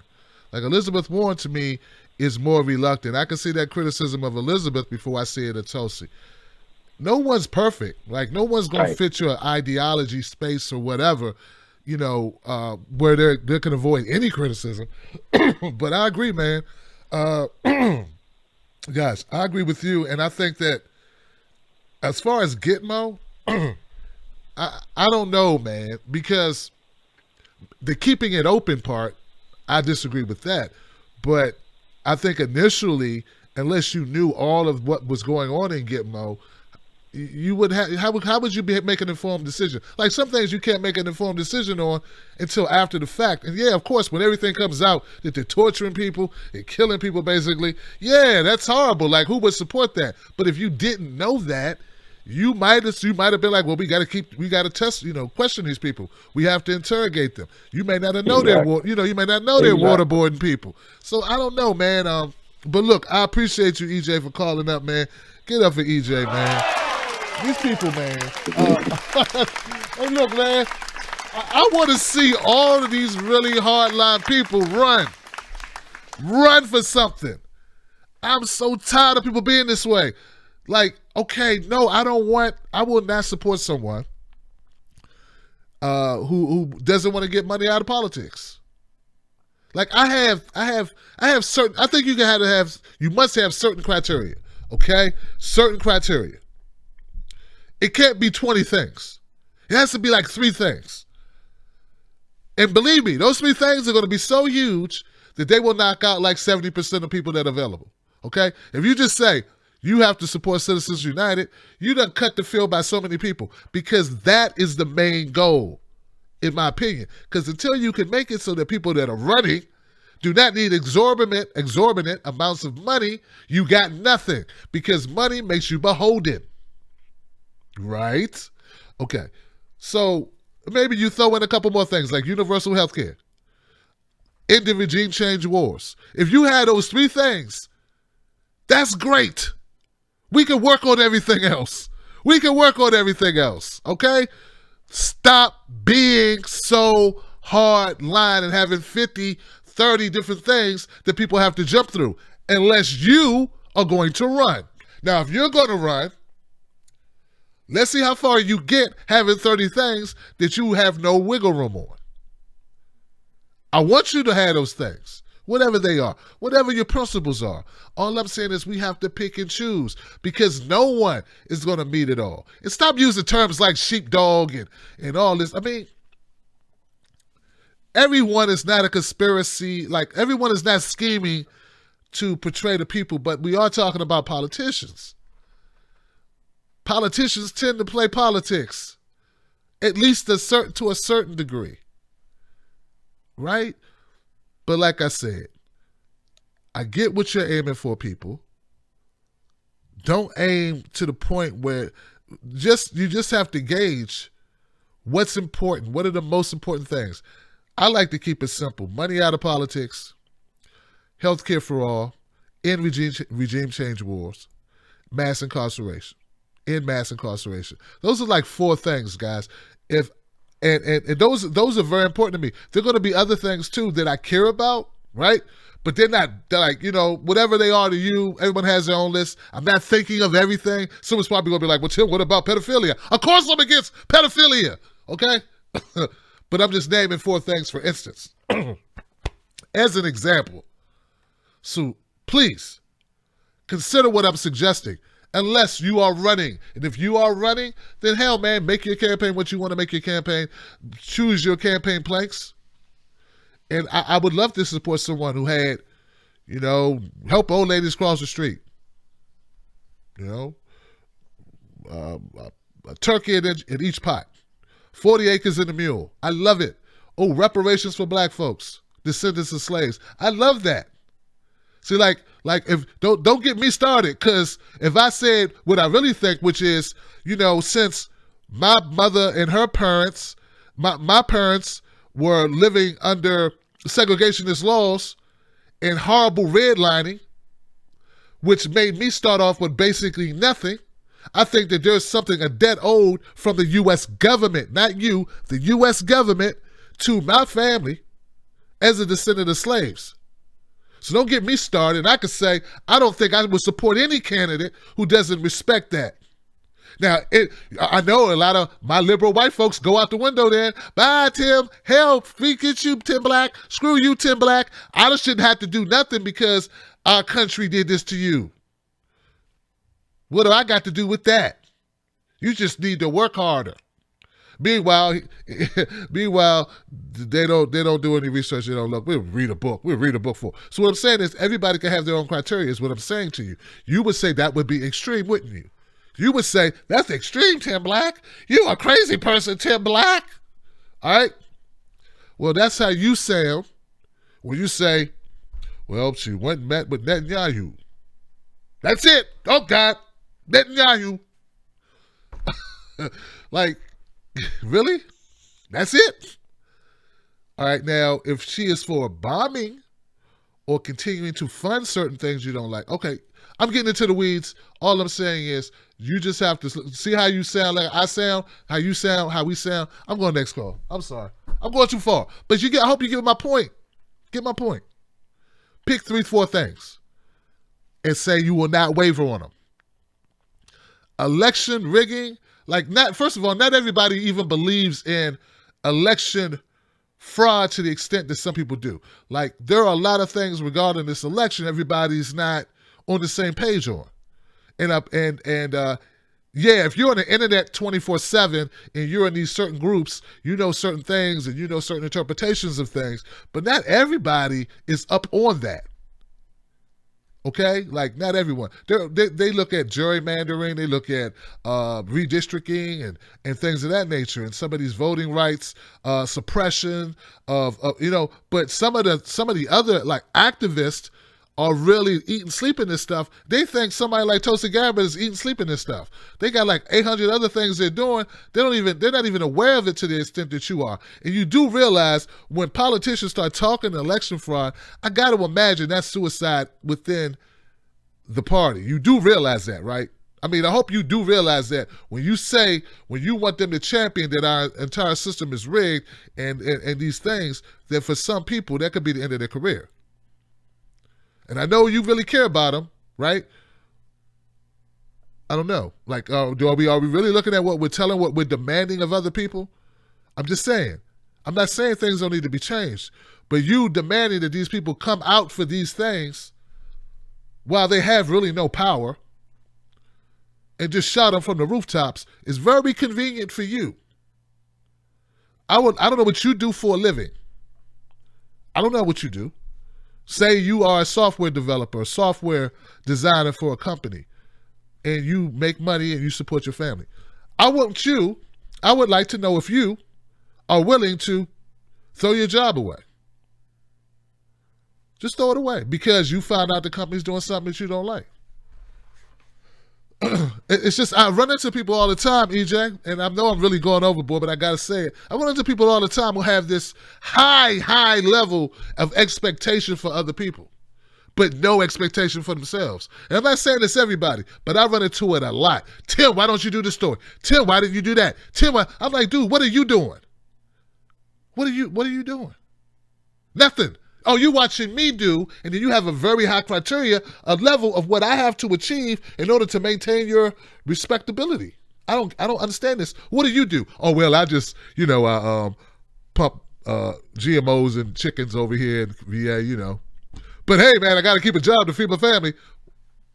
Get what I'm saying? So, like, we got a lot of hypocrites running around with very high expectations of other people, telling other people to risk their lives, to destroy their futures, and to take all of this onto themselves. Meanwhile, all they do is they go on the internet and on Facebook and on Twitter, and I love it, and don't get me wrong, I encourage people to do it, but we have to recognize what people are up against.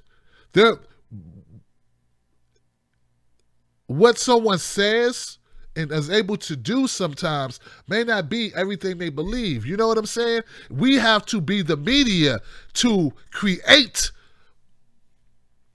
stable. Okay, so here's my thing. I'm sorry, guys on hold. Hang with me like 60 more seconds. It's our job.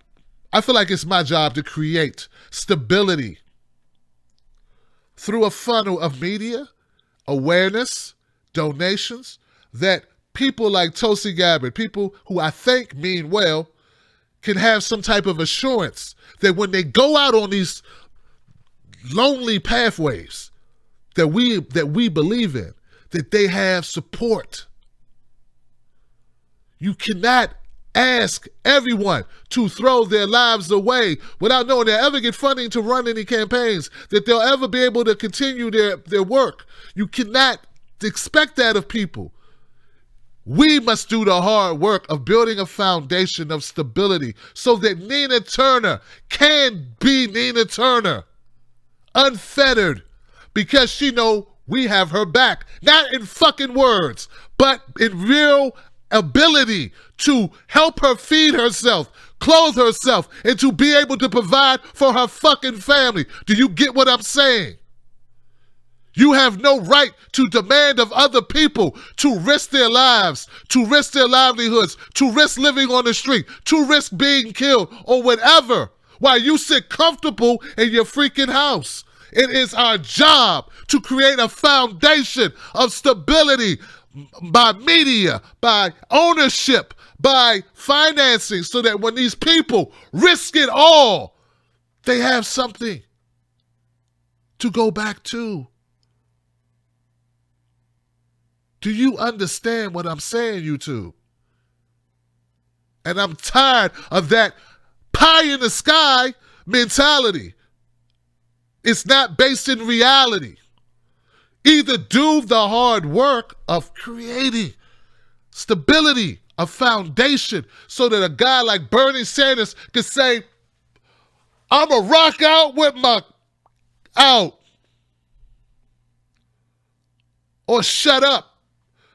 Okay? Because you are not giving them alternative. You got to give them an alternative. You got to provide that thing, okay?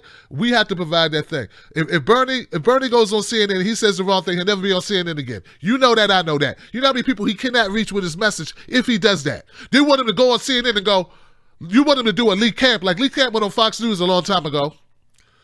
I don't know how long ago. It's maybe 5 years ago. Back in the day, Lee Camp had a YouTube just like me. He went on Fox News. He took his opportunity to be on Fox News and say, this place is, this is not news. You guys peddle garbage. You're horrible. He did this all live. He was never back on Fox News. Luckily, RT America picked him up. Because he basically, when you do something like that, though it may give you a little bounce, and this is what he believed, and it may, but it will also destroy you. But luckily, RT America picked him up. And what I'm saying is, without RT America picking him up, he never would be doing what he's doing now. But people expect people like Bernie to go on CNN and say, election fraud, election rigging, and this and that. And then they just throw a sheet over Bernie, call him kooky, drag him out. You never see him on CNN or MSNBC again. And now the only way you hear him is in town halls or on Facebook until Mark Zuckerberg cuts his channel on Facebook. You don't think that can happen? It happens to everyone else.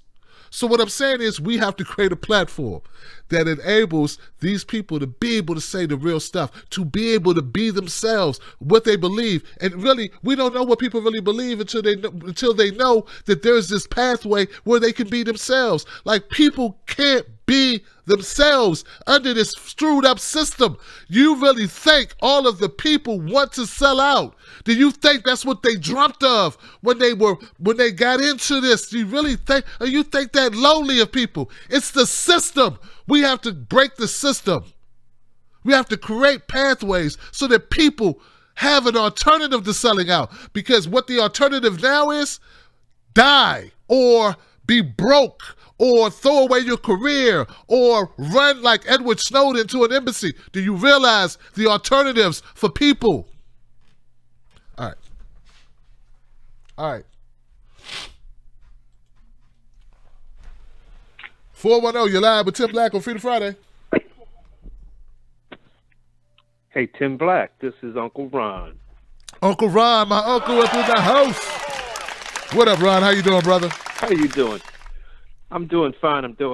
I just wanted to give a shout out to a bunch of people in the Wolf Pack, Jennifer Vickers, Mary Jane Smith Cook, and all these folks. I was glad to hear Dave from Stone Mountain call in this week, and with his positivity, because I know he was down for a while. And I also would like to encourage all the new people that I see in the chat rooms. Hey, it's time for y'all to start picking up the telephone. Call on in. It is. I've seen a lot of new names in both, the Facebook and the YouTube thing. So now. Oh crap.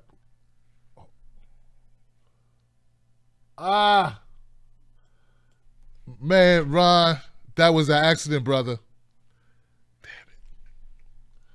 Damn it, man. That was, and you know what? He can't even call back in. I'm trying to resize my screen. I lost a caller.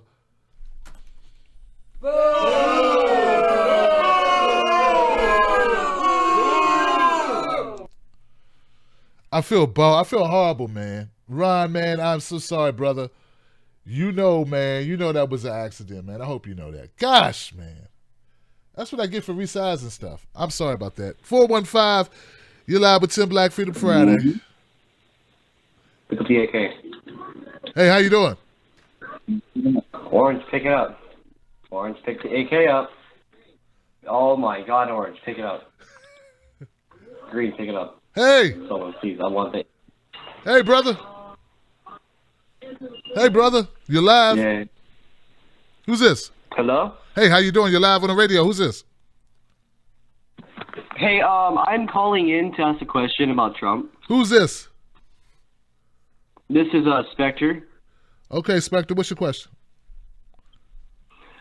I actually have no idea what politics are, and I live in Russia, the site of the capital of... 770, you're live with Tim Black on Freedom Friday. How can I help you? What's up, Tim? This is Dave. Dave, what's up, man? Good to have you, man. What's going on, Dave? I don't know, that was pretty cool being shouted out by Ron just then. That was pretty neat. Yeah, man. I want to send a shout out back to him. That was cool, man. No doubt. I was already on hold. I was already calling. You were having you were going off about so many good things. I just wanted to call about the left-right paradigm, I guess. One of the hardest problems we're all having is convincing someone that they're wrong about something. And it's really hard when you're, a lot of people are what people have to understand, both liberals, everybody, is that while you're working and paying attention to your life, you don't have time to sit back and just watch stuff and get involved in something when you want, because you're busy living. And the people that run the country do not have the same problem. And when you have $100 million in the bank, you don't have to worry about jack.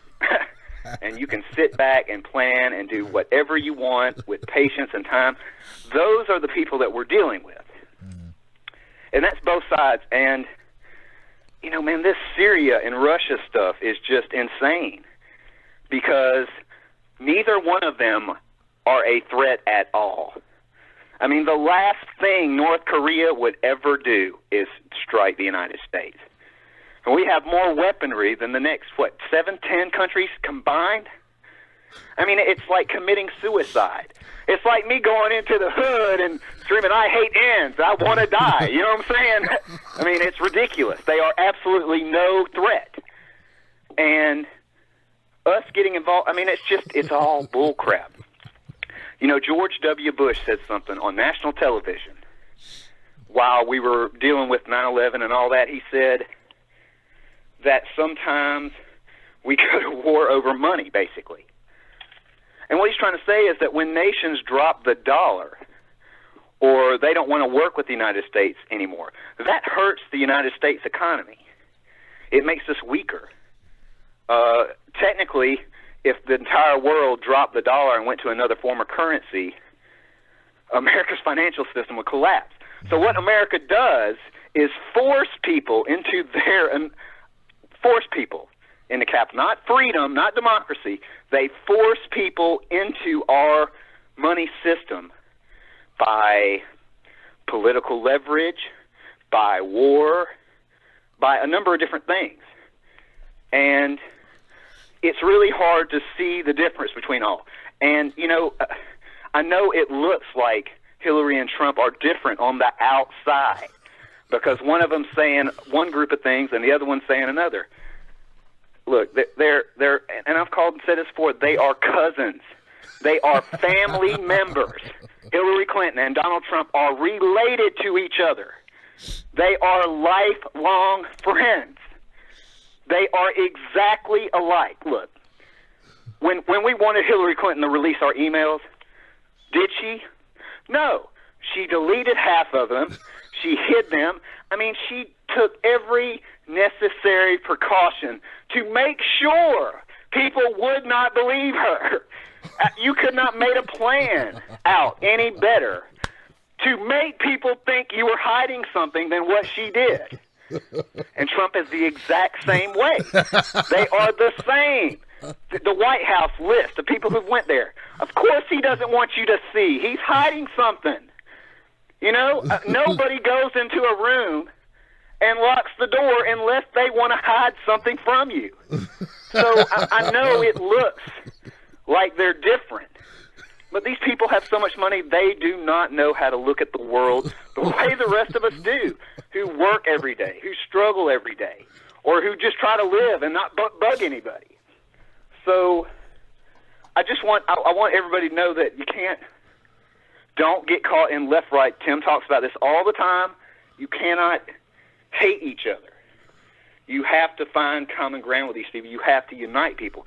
That is the one thing both parties don't want, is Republicans and Democrats being on the same side. And voter rights is the way you do that, in my opinion. Nobody wants, I mean, there's obviously cheaters out there, but the majority of Americans on both sides don't want to cheat. When someone wins, they want them to win. You know, I don't want to win if I have to cheat. But that's what separates us from them. So that is the common ground I find, and I want everybody to know that these people are no different. None. Zero. Russia. Nobody wants to fight the United States of America. You understand what I'm saying? Nobody. They are the most powerful. It's like being an ant and going and picking a fight with a raccoon. It's ridiculous. It's nuts. So it's all fear-mongering. What they're trying to do is get you concentrated on Syria and Russia and not America, where you're being cheated out of your vote. That's the real corrupt country, the one with 300 freaking bases all over the world. You know, so that's it, man. I'm going to get out of here. Y'all all make sure to Patreon Tim and give the show, and I appreciate it, buddy. Man, Dave, you are crazy, and you're right. Crazy smart. Wicked smart. That's what they call it. Wicked smart. Yeah, wicked smart. I love it. Thank you so much, Dave, man. Great points. Man, dang, I feel bad about losing my caller, Uncle Ron. That's my uncle, man. Not my real uncle, but I call him Uncle Ron. I'm gonna keep it going, guys. Spectre, man, this guy called up playing around, talking about you from Russia. I see the number you called in on, man. How you gonna say you from Russia when I can see your number, brother? Come on, man. All right. All right, so let me back up. Let me go. 314, you're live with Tim Black, Freedom Friday. Who's this? Hey, Tim, it's Don Banks from the great state of Missouri. Hey, I this evening. Don Banks, it's nice. What's going on, my brother? Don. Missouri's finest. Oh man, it's a whole bunch of things that I really want to touch on, but I ain't got enough time. You know, with Trump dropping Moabs and this all is only two more bombs he could really use, and is that nuclear, or he can start playing with the napalm again. I'm pretty sure they got some storage sheds with that stuff somewhere around this country, just waiting to be used too.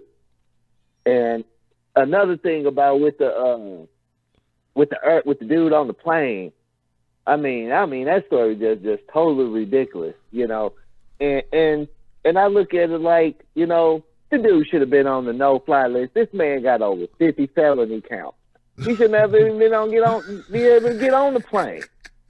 Then he up there looking all silly and stuff, and it wasn't nothing about how that guy treated the police. Drag people out like that all the time. If you buy a plane ticket in this country, they clearly tell you with all the paperwork you get that this stuff can't happen. He knew that. That's why when he said he just went limp when they drug him off the plane. And all these people complaining about, they never said nothing about the police. They was talking about United. The only reason why a lot of people got so upset is because the police officers was black. If it was a white police officer dragging that clown off of that plane, they wouldn't have said nothing. Where are all the people that respect the badge? He should have just complied. If he would have complied, he wouldn't have got drugged off the plane. You know, that you don't hear none of that stuff. Well, we don't want to talk about his past or none of that stuff. But when Trayvon Martin got killed, they sued to get his school records to see if this kid ever been suspended. But we can't talk about his past. This dude got his license revoked for giving away prescription drugs for sexual favor. He been charged with almost 100 felony counts, but he got his medical license back. I bet you Michael Jackson doctor don't get his medical license back. But we can't talk about him. But look where United Airlines, it clearly states it. Oh, they've been overbooking flights since the 1950s. This is nothing new. It rarely happens, but it happens. He should have got his ass up off the plane. If he would have read the information on the ticket, he would have knew that this stuff was subject to happen. And he knew what he was doing. He had his mind made up the whole time. He was just going to not comply and let himself get drugged off the plane so he can get paid, so he can go back to Vegas. Because the dude is a poker player too. So he can go back to Vegas with the money he's finna get from United and go gamble some more. But we can't talk about his past because, and that's the only reason why people even got in the uproar, was because it was black officers that drug him off the plane. What was all this awful outrage when the chicks got thrown off for some leggings? But we can't talk about his past though. Then he runs back on the plane talking about somebody got to get home. I bet you do got to get home. You probably got some old favors you trying to get done. This stuff, it was just a whole force. And the only reason why the mainstream media and all this stuff jumped on that stuff like this is because the officers that drug his ass off the plane had melanin in their skin. White cops do this stuff all the time, and you should have just complied. Respect the badge. Where's all this stuff at when 3 black cops did this? Now United is something criminal and stuff. It clearly tells you when you buy plane tickets that this flight could be overbooked. Somebody gonna have to get their butt off, and that's how it is. And in the capitalist system that we live in, you ain't nothing. Whenever the law between a corporation making money and a citizen, it's all about that corporation. It ain't that. I mean, I mean, people acting like this is something new. They've been overbooking flights since the 50s. and now we can't bring up his past. He should have complied with the police and got his ass off the plane when they told him to. Oh, wow. That's what he should have did. Respect the badge. That's what they tell black people when we get out there protesting because some unarmed person got shot. When Donald Sterling got killed by the police, they wasn't saying all this crazy stuff. They said, well, he's behind on his child support. Never the fact that the man never did anything. His car broke down. But they quickly went and dug that up. Well, you know, he's behind on child support. Look at the stuff they did with Mike Brown, Trayvon Martin, wanting to see his school records to see how many times he got suspended. But we can't talk about this man past. People, you got to wake up. And one more thing, when I spoke about last week, about the people that you know, that if you a Democrat that vote blue no matter who, and now you're trying to say, or these Hillary supporters, now you're trying to say, well, I didn't know then, but now I know. That's fine. You know what's going on now, but you ain't got no say in this. They need to sit their ass down and go sit in the corner and wait to be called on, because we don't. Your way of thinking is the reason why we in this mess. This is the Democrat Party's fault and the people that supported them when they knew it was corrupt. You don't want Trump dropping Moabs and stuff. Stop supporting these people. Because if the Democratic Party continue on the path they are, we're going to have another 4 years of Trump. And that's all I got to say. State of resistance, not that BS that the Democrat people talking about in the mainstream media. And I'm out. Thanks, Tim, for letting me express my views and opinions on your platform. I appreciate you, brother. Thank you. You got it, man. Thank you, man, for giving a contrary point of view, man. And you know what? Of course you're right. Of course you're right that if it was a black guy getting dragged, be like, gosh, can't you just listen and do what the guy told you to? Didn't they tell you to get off? They're going to give you $800. I'm sure you could go buy some Jordans or something. I mean, there would have been comments all across the internet. You wouldn't have been able to. Right now there's a story, and I'm gonna do this tomorrow, where this black teenager, young man, was coming home from work like 5 o'clock during the day, and the officer saw him cross the street, like he jaywalked in a suburban neighborhood, like it's houses. It's not downtown, like cars going around, get out the street. No, it's a suburban neighborhood. And the cop jumps out the car because the young man like crossed the street. And he body slams this young man on his head basically and starts punching him in the face because he said the young man threatened him. And it's just crazy. So we got that. We had these, and then there's another one where a man is handcuffed. He's handcuffed, and one officer handcuffs him. The other officer comes up and kicks him straight in the face. I don't see a lot of outrage about it at all. It's like, yeah, because, hey, look, man, people don't realize that there's some sick folks out here. That race it has made them sick. Like, racism has really warped their brains. And I'm not joking here. And anyway, thank you, Don Bay. I'm going to shut up. I'm going to go to the next call. We got a couple more calls I want to get in. Hang in there, guys. 772, you're live with Tim Black on Freedom Friday. Hey, Tim, it's Eric. How's it going? What up, Eric? My friend. Nothing really. I just wanted to give a quick shout out to everybody, everyone in the chat room, donors, Patreons, everybody. Wolfpack, Momo, everybody. And always keep up the good work, Tim. Thank you for giving us the platform to freely speak on Freedom Friday. You got it, Eric, man. Thank you for all you do on Twitter, man. I appreciate it. No problem.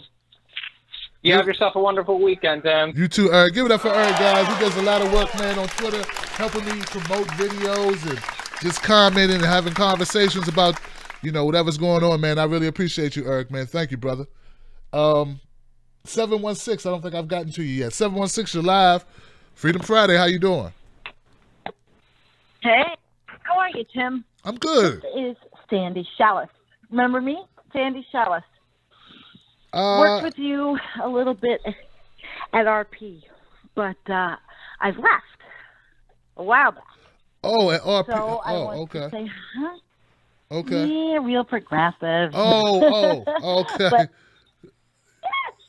yes. What's up? What's on your mind, lady? To say, Yeah. What, honey? What's on your mind tonight, Sandy? What's up? Okay. What's on my mind is you were talking about, how hard it is out here to be independent journalists, citizens journalists, and, I have been one, I am one, and we did when I left there, we started a environmental site, and it's called Environmental Coffee House, and I and my team, we just do everything that's environmentally involved, and it's hard, and there's a lot going on. But there is some positive stuff sometimes. And we just won a fight in New York against the Northern Access Pipeline that will not be built. Of course, the gas company is going to fight, and they're still trying to do eminent domain on people's property. So the fight is not over, but it can happen with people starting locally and being activists locally. Local activism trickles upward. So I just wanted to say hi, and I've been listening to you for a long time. You know that. I just don't always comment in the room. So, what else is going on? All right. Well, look, Sandy, thank you so much, sister, and much more power to you. Can I ask why you left RP? Everybody can do it. To start the environmental page. That makes total sense. Yeah. I felt that there was a need for something specific that was something I wanted to do, and it's growing and we're doing well. And, but I'm a local activist also, and it's 24/7. It's 24/7. It never stops because there's so much going on. And to bring information to people is one of the best things I like to do. Well, tell everybody the name of your group, Sandy. Tell everybody the name of your group so they can follow you. Environmental Coffee House on Facebook. We have a page and a group. You're a gentleman. A true gentleman. Oh, thank you. Well, thank you for letting me do it instead of, I appreciate you, sister. You know how some people are. See, Sandy, she's got taste, she's got style, and, class. Environmental concerns, man. Environmental Coffee House. I love it. I love coffee, so I'm already there. I love the environment. I'm already there, and I love living indoors. That's a good thing if you can do it, and I encourage it for everyone. I want it for everyone. But yeah, Sandy, I appreciate you, sis. Let me try to make sure I got everybody in here, man.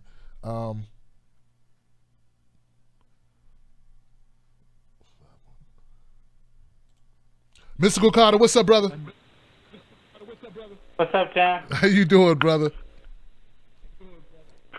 I'm doing good, bro, man. You know how we do it on Friday nights, man. We're sitting by the fireplace, but it's too hot to have a fire in the fireplace. So I'm just sitting by the fireplace. That's what's up. Enjoying a nice cold adult beverage. Listening to Tim Black, because that's how we do these things, man. I appreciate you, man, for doing it, man. You're so consistent, Hi, Tim man. Black. Oh, what's going on, Nambi? How you doing, Tim? I'm good. I'm on the computer right now looking for cornbread recipes. That's what's up, man. You can do a lot with cornbread. Ain't nobody gonna take mine. That's it. I appreciate you, man. What y'all think about y'all guy Trump? Wait. Before I go into that, Nambi has officially betrayed the nation, not knowing the cornbread recipe. Being a beautiful melanated sister, you ain't got one recipe in your bag, girl. I'm looking for new ones. It's a shame. Okay, Tim. Yeah. Your homeboy Donald Trump, man, he is bound and determined to try to prove that he's not incompetent, and that he's packing. Yeah. And therefore he had to go get the mother of all bombs. The Moab. Yeah. And there's a spiritual meaning to that, but we ain't get into that just yet. To prove that, you know, he got a little junk in the trunk, little junk in his zipper.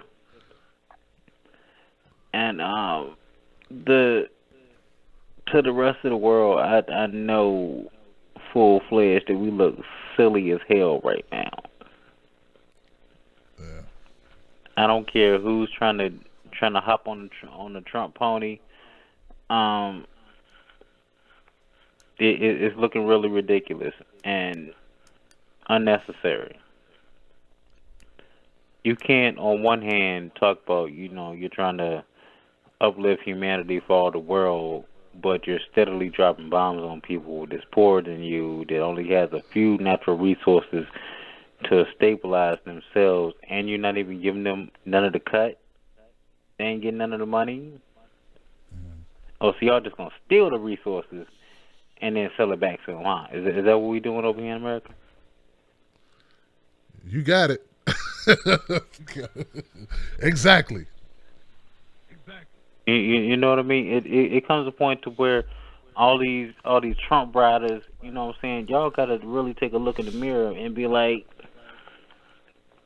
if it was my wife, my child, my cousin them, my nephew them, would I really want a bomb to be dropped on their head with a 1.5 mile blast radius for no other reason than this guy owns stock in the same weapons dealer that made the bomb in the first damn place?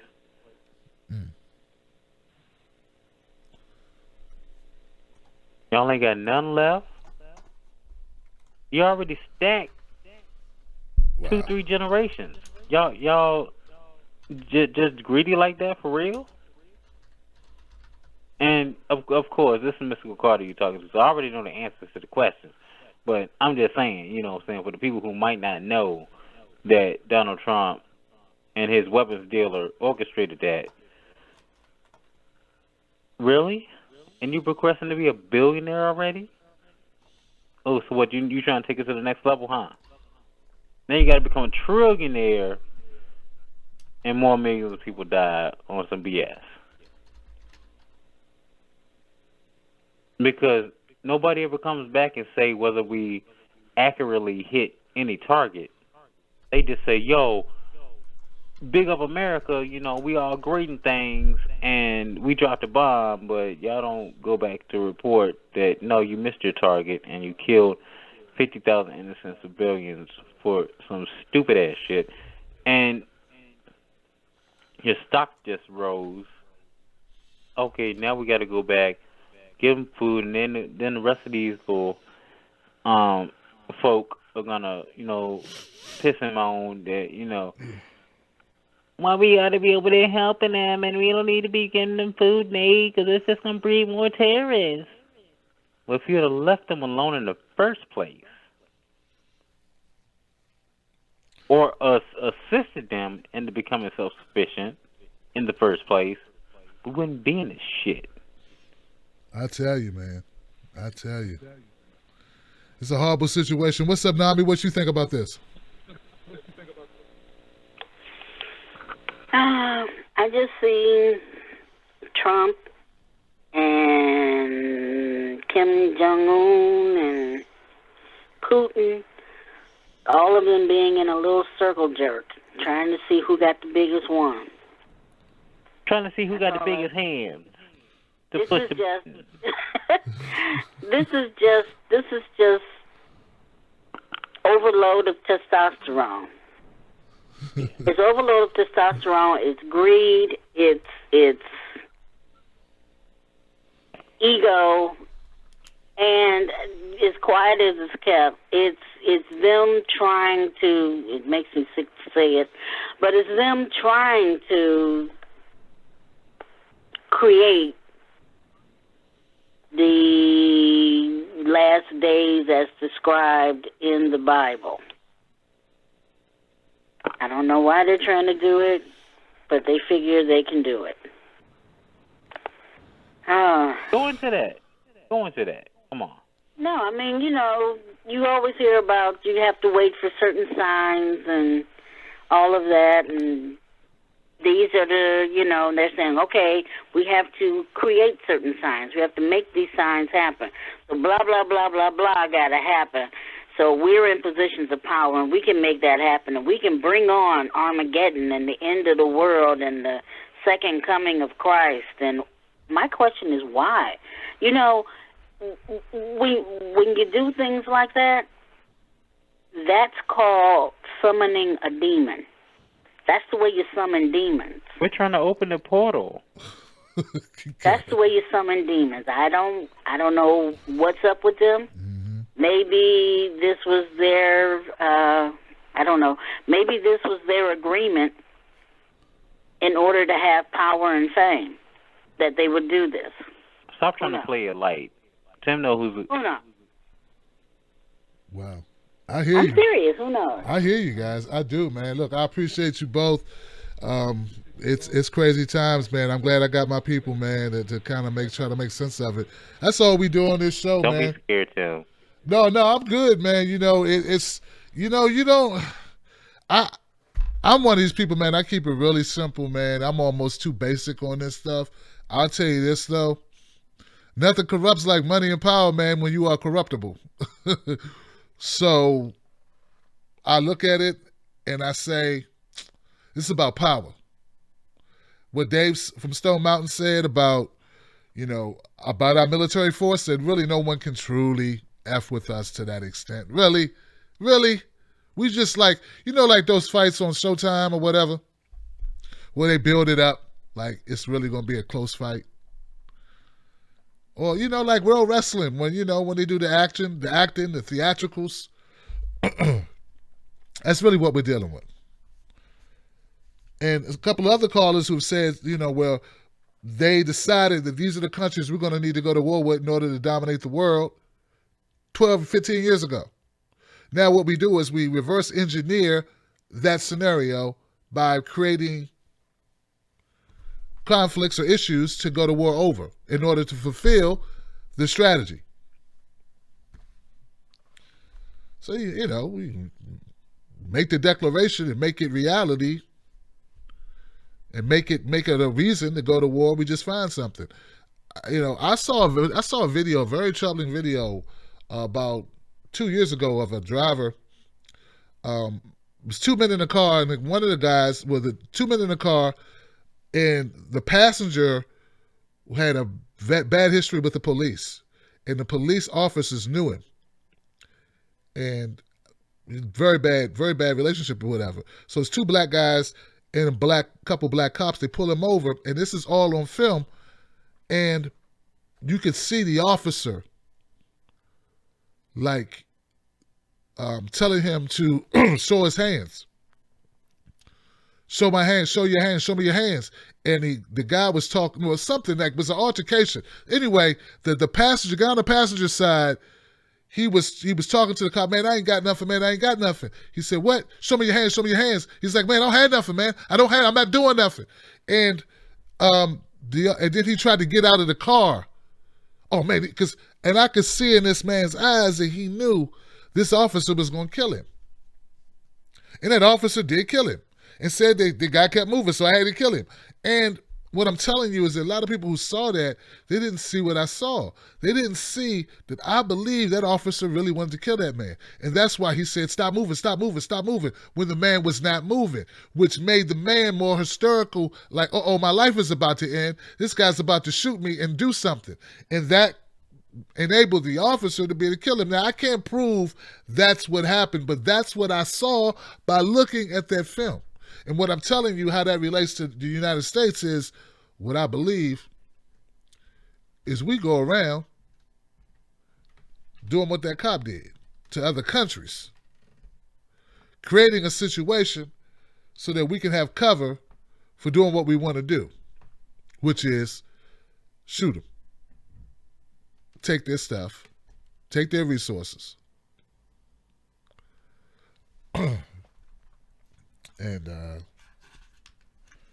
ain't nothing, so that's why I say I'm very basic on this stuff. I'm not, but I understand that Nambi and Mystical are very mystical. They're very spiritual people. They talk about this stuff. So, everybody has their, people have their own thing, and I respect their point of view on it. Anyway, guys, look, I appreciate all of you.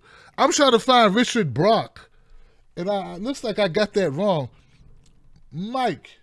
Is Mike still there? Who's 512? That's Jack. God, I think Mike talked about a Richard. Thought he said Brock.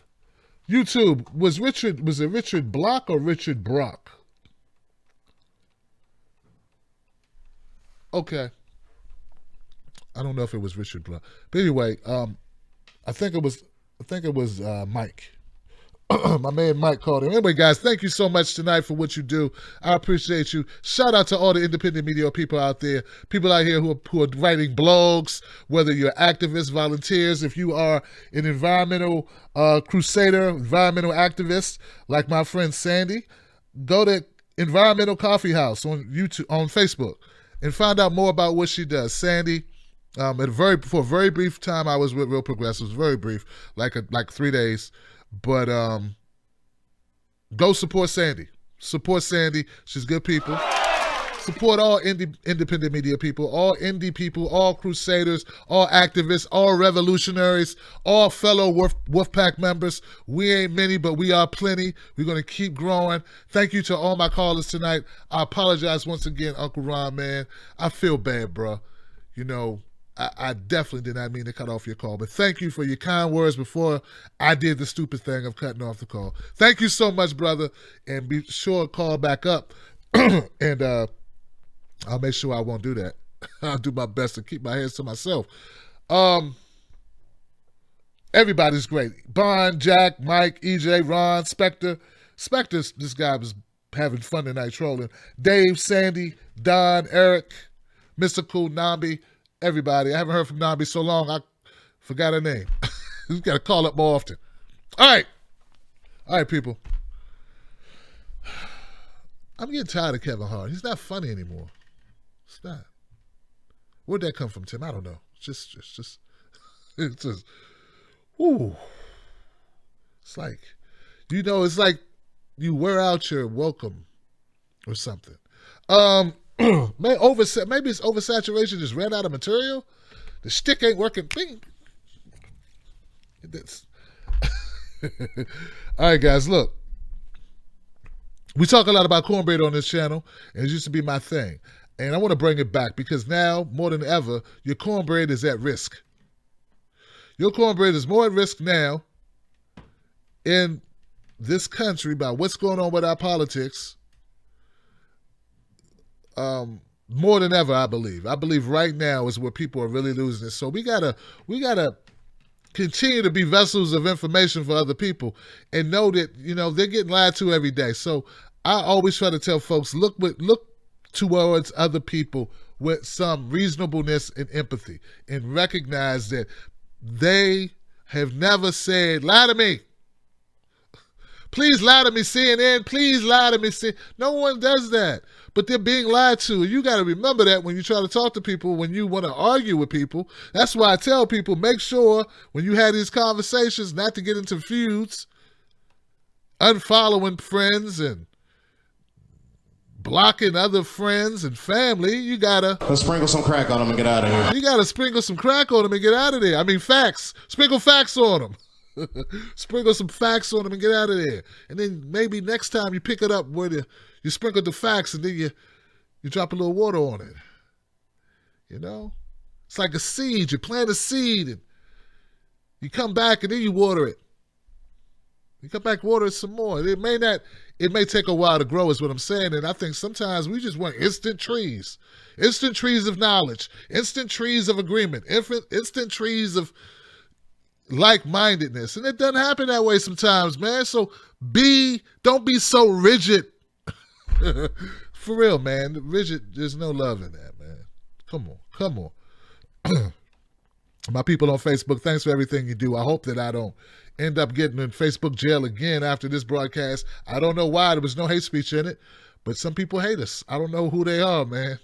They don't have the courage to show their faces, but they do. They are slime balls. They're scumbags, and what they'll do is they'll try to shut down our conversation just because they don't agree with it for whatever reason. It's what we deal with. So that's why we got to build our own platforms. That's why we got to make our own. That's why we got to do it. That's our job, like I've been saying. I look at it like that's my duty to my people. And my people are you.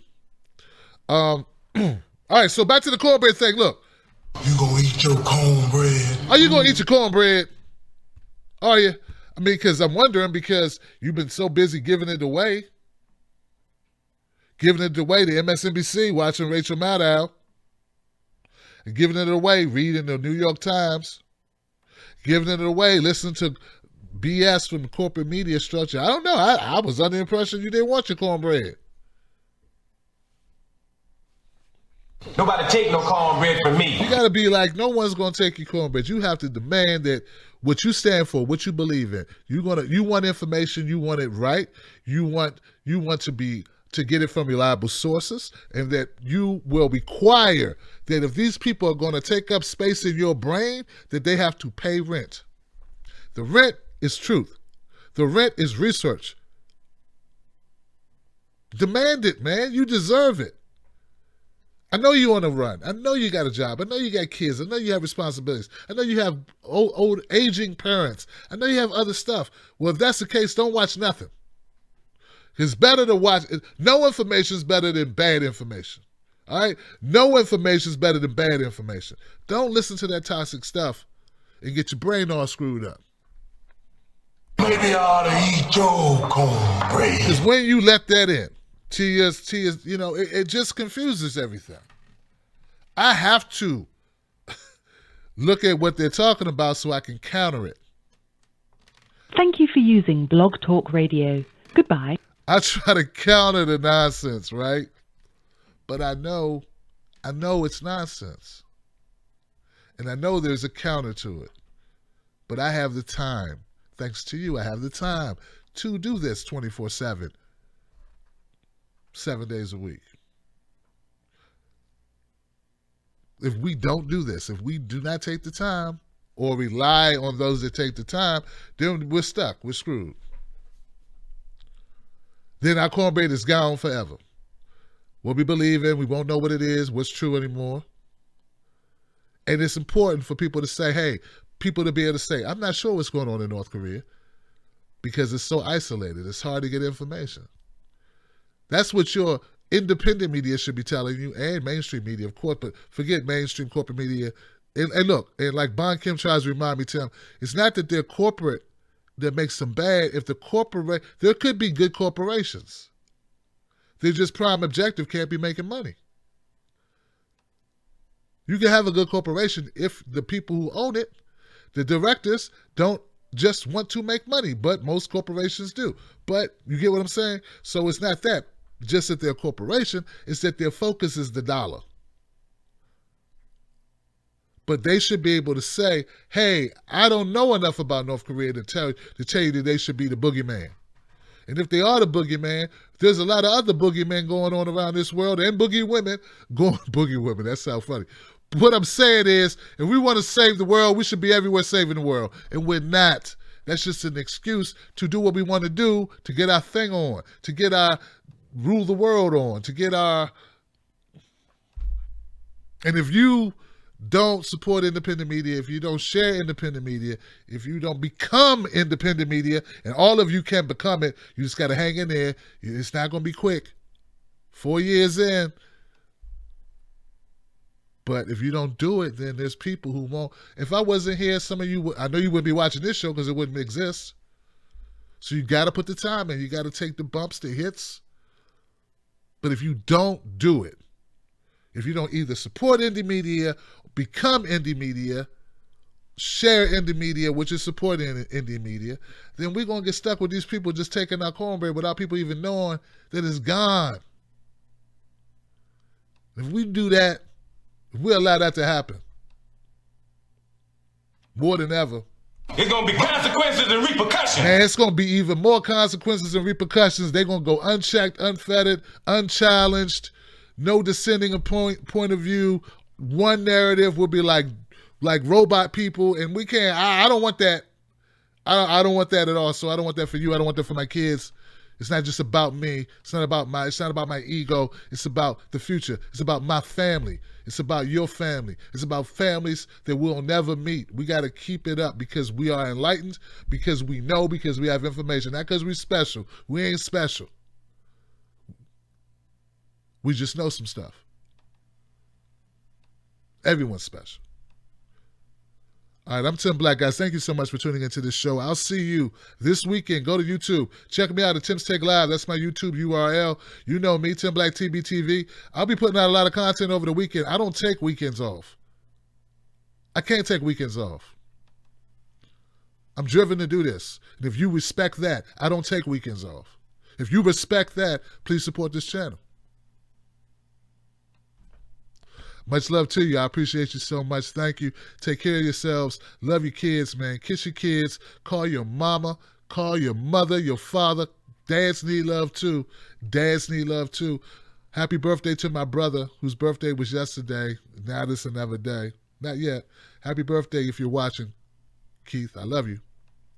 And with that, I leave you with this. Let me just say I'm reserving judgment Tim Black. until all the facts come out. Tim Black. Tim Black. Yes, I am. True. Funny. Shout out to my moderators, all my moderators. I love you. I appreciate you. Whether you YouTube or you are Facebook, you are loved and you are greatly appreciated. Thanks for everything you do. I'm going to get you shirts or something, man. I gotta show you love, man. I thank you. Tim Black. Tim Black. Tim Black. Yes, I am. True. Funny. Tim Black. I am TimBlack.com. Tim Black. Shout out to Metalhead, Eric, Uncle Ron, Jenny Lynn, AC Yor, Jason W, Charlie Murphy. Rest in peace, Charlie Murphy. Rest in peace to Charlie Murphy. Condolences to his family. Amanda, how you doing? Gilbert, how you doing? Gilbert on the Facebook side. Angel Tibbs, Tom Zito, Not Sure Remix. Thank you guys so much for tuning in. Tracy, I got your Cat in the Cradle. That's new. Cat in the Cradle. I love it. I love it. Sandra Lee. That's you, Sandra? Sandra, what's up, girl? How you doing? Chris, woman. Sister, how you doing? Chris, what's going on? Tomorrow, Citizen Dabs, 1329C. Ditsy Lil G, who's over here on Facebook. Corey, what's up, Corey? Glad to have you, Corey. Thank you. Tomaso Young. The Piscean, Ahmed Oz. Ahmed Oz, Broken Carpenter, Momo Pineno, the whole crew. That's it. Bruins for Cornbread, Conspiracy Queen, M99, Donna Myers. Thank you, Donna Myers, for being here. I appreciate you. Dr. Cat, Campsy Gothardike, Campsy, I ran out of time with Josh. We got to talking about so many things. I'm so sorry to get a chance to ask him your question. You saw the show, you know, we talked for like 45 minutes nonstop. Like 40 minutes was about Trump because we were both so still shook up about what happened with the Moab. So thank you so much. Ginger Beeler, Mar 1800. What's up? That's it. I love you. Diane Winward. Good to see you, Diane. I know you, Diane. Come on, guys. We'll do a couple more shout-outs. Who's on YouTube? Anybody on Facebook, man? I need to get some more Facebook love. Aaron Devine. Hope that's right. Josh just posted it. Man, Josh is great, man. And he's so serious and committed. I know some people are like, Tim, you need to, I don't know why you would have Josh on because what he said about Jill Stein.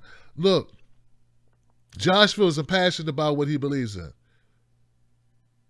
I have a problem with people that I disagree, but of course I disagree. I don't think Jill Stein deserved all the criticism she got, but I at least know with Josh, he felt that way.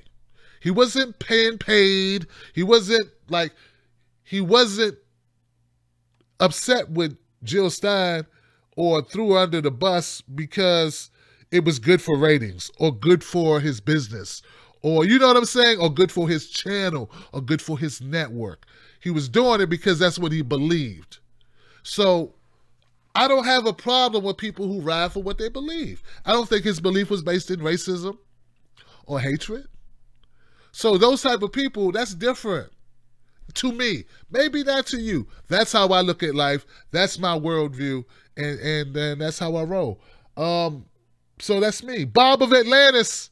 All right, Bob from Atlantis, I love you. So with that being said, that's why I had him on the show, and I want to have Susan Sarandon, Rosario Dawson, Danny Glover, Dr. Cornel West. These are all people that we're trying to get on the show, and the list continues. I want Rand Paul on the show. I want Ron Paul on the show. You understand what I'm saying? I mean, I want everybody on the show. It doesn't matter to me. I just want great people. I want to bring you the best content, bar none. That's what I want to do. Michael Mike. Jewelry, Nala. Fred Lexo, Ginger Billa. I'm gone, guys. I'm going to get something to eat. I love you. Oh, man, last couple of days, I didn't eat any meat. Can you believe this? No meat. Can you tell? My cheeks are going away. It's the crazy. Look, I did not plan not to eat meat either. It's just like my son is a vegetarian. And it was just strange, man. I just, because like I eat a lot of almonds, vegetables like smoothies, like vegetables and fruit smoothie thing. And then like I was working so hard last couple of days, I only had time for the smoothies and the almonds and snack on, and then it would be late, and I'd be like, and I realized like I woke up to this like that. It's been 2 days I haven't eaten any meat. None. So it's crazy. You could do it. You can do it and not even know you do it if you work hard enough and you keep yourself busy and you have a guest on your show and then you have videos to put out and you got other stuff to do and then you've been like, well, I forgot to eat meat. And I'm okay. All right. Billy Paul. Who had Billy Paul? Billy Paul on the show. Let me know who Chris Buck. Email me at Tim@Tim Black TV. Tell me who Bruce Paul is. Maybe I will. I don't know him. Email me if you got suggestions for guests. If you're a VIP, you take precedence. If that means if you're a Patreon and you've been given to the show, well, then you got my ear. You have my ear. You deserve it. I appreciate you because without you, there's no show. I can't do this and live outside. I got to live indoors to shoot a video. So thank you so much for what you do and keeping my internet connection going. So guys, thank you so much. Vincent Bonner.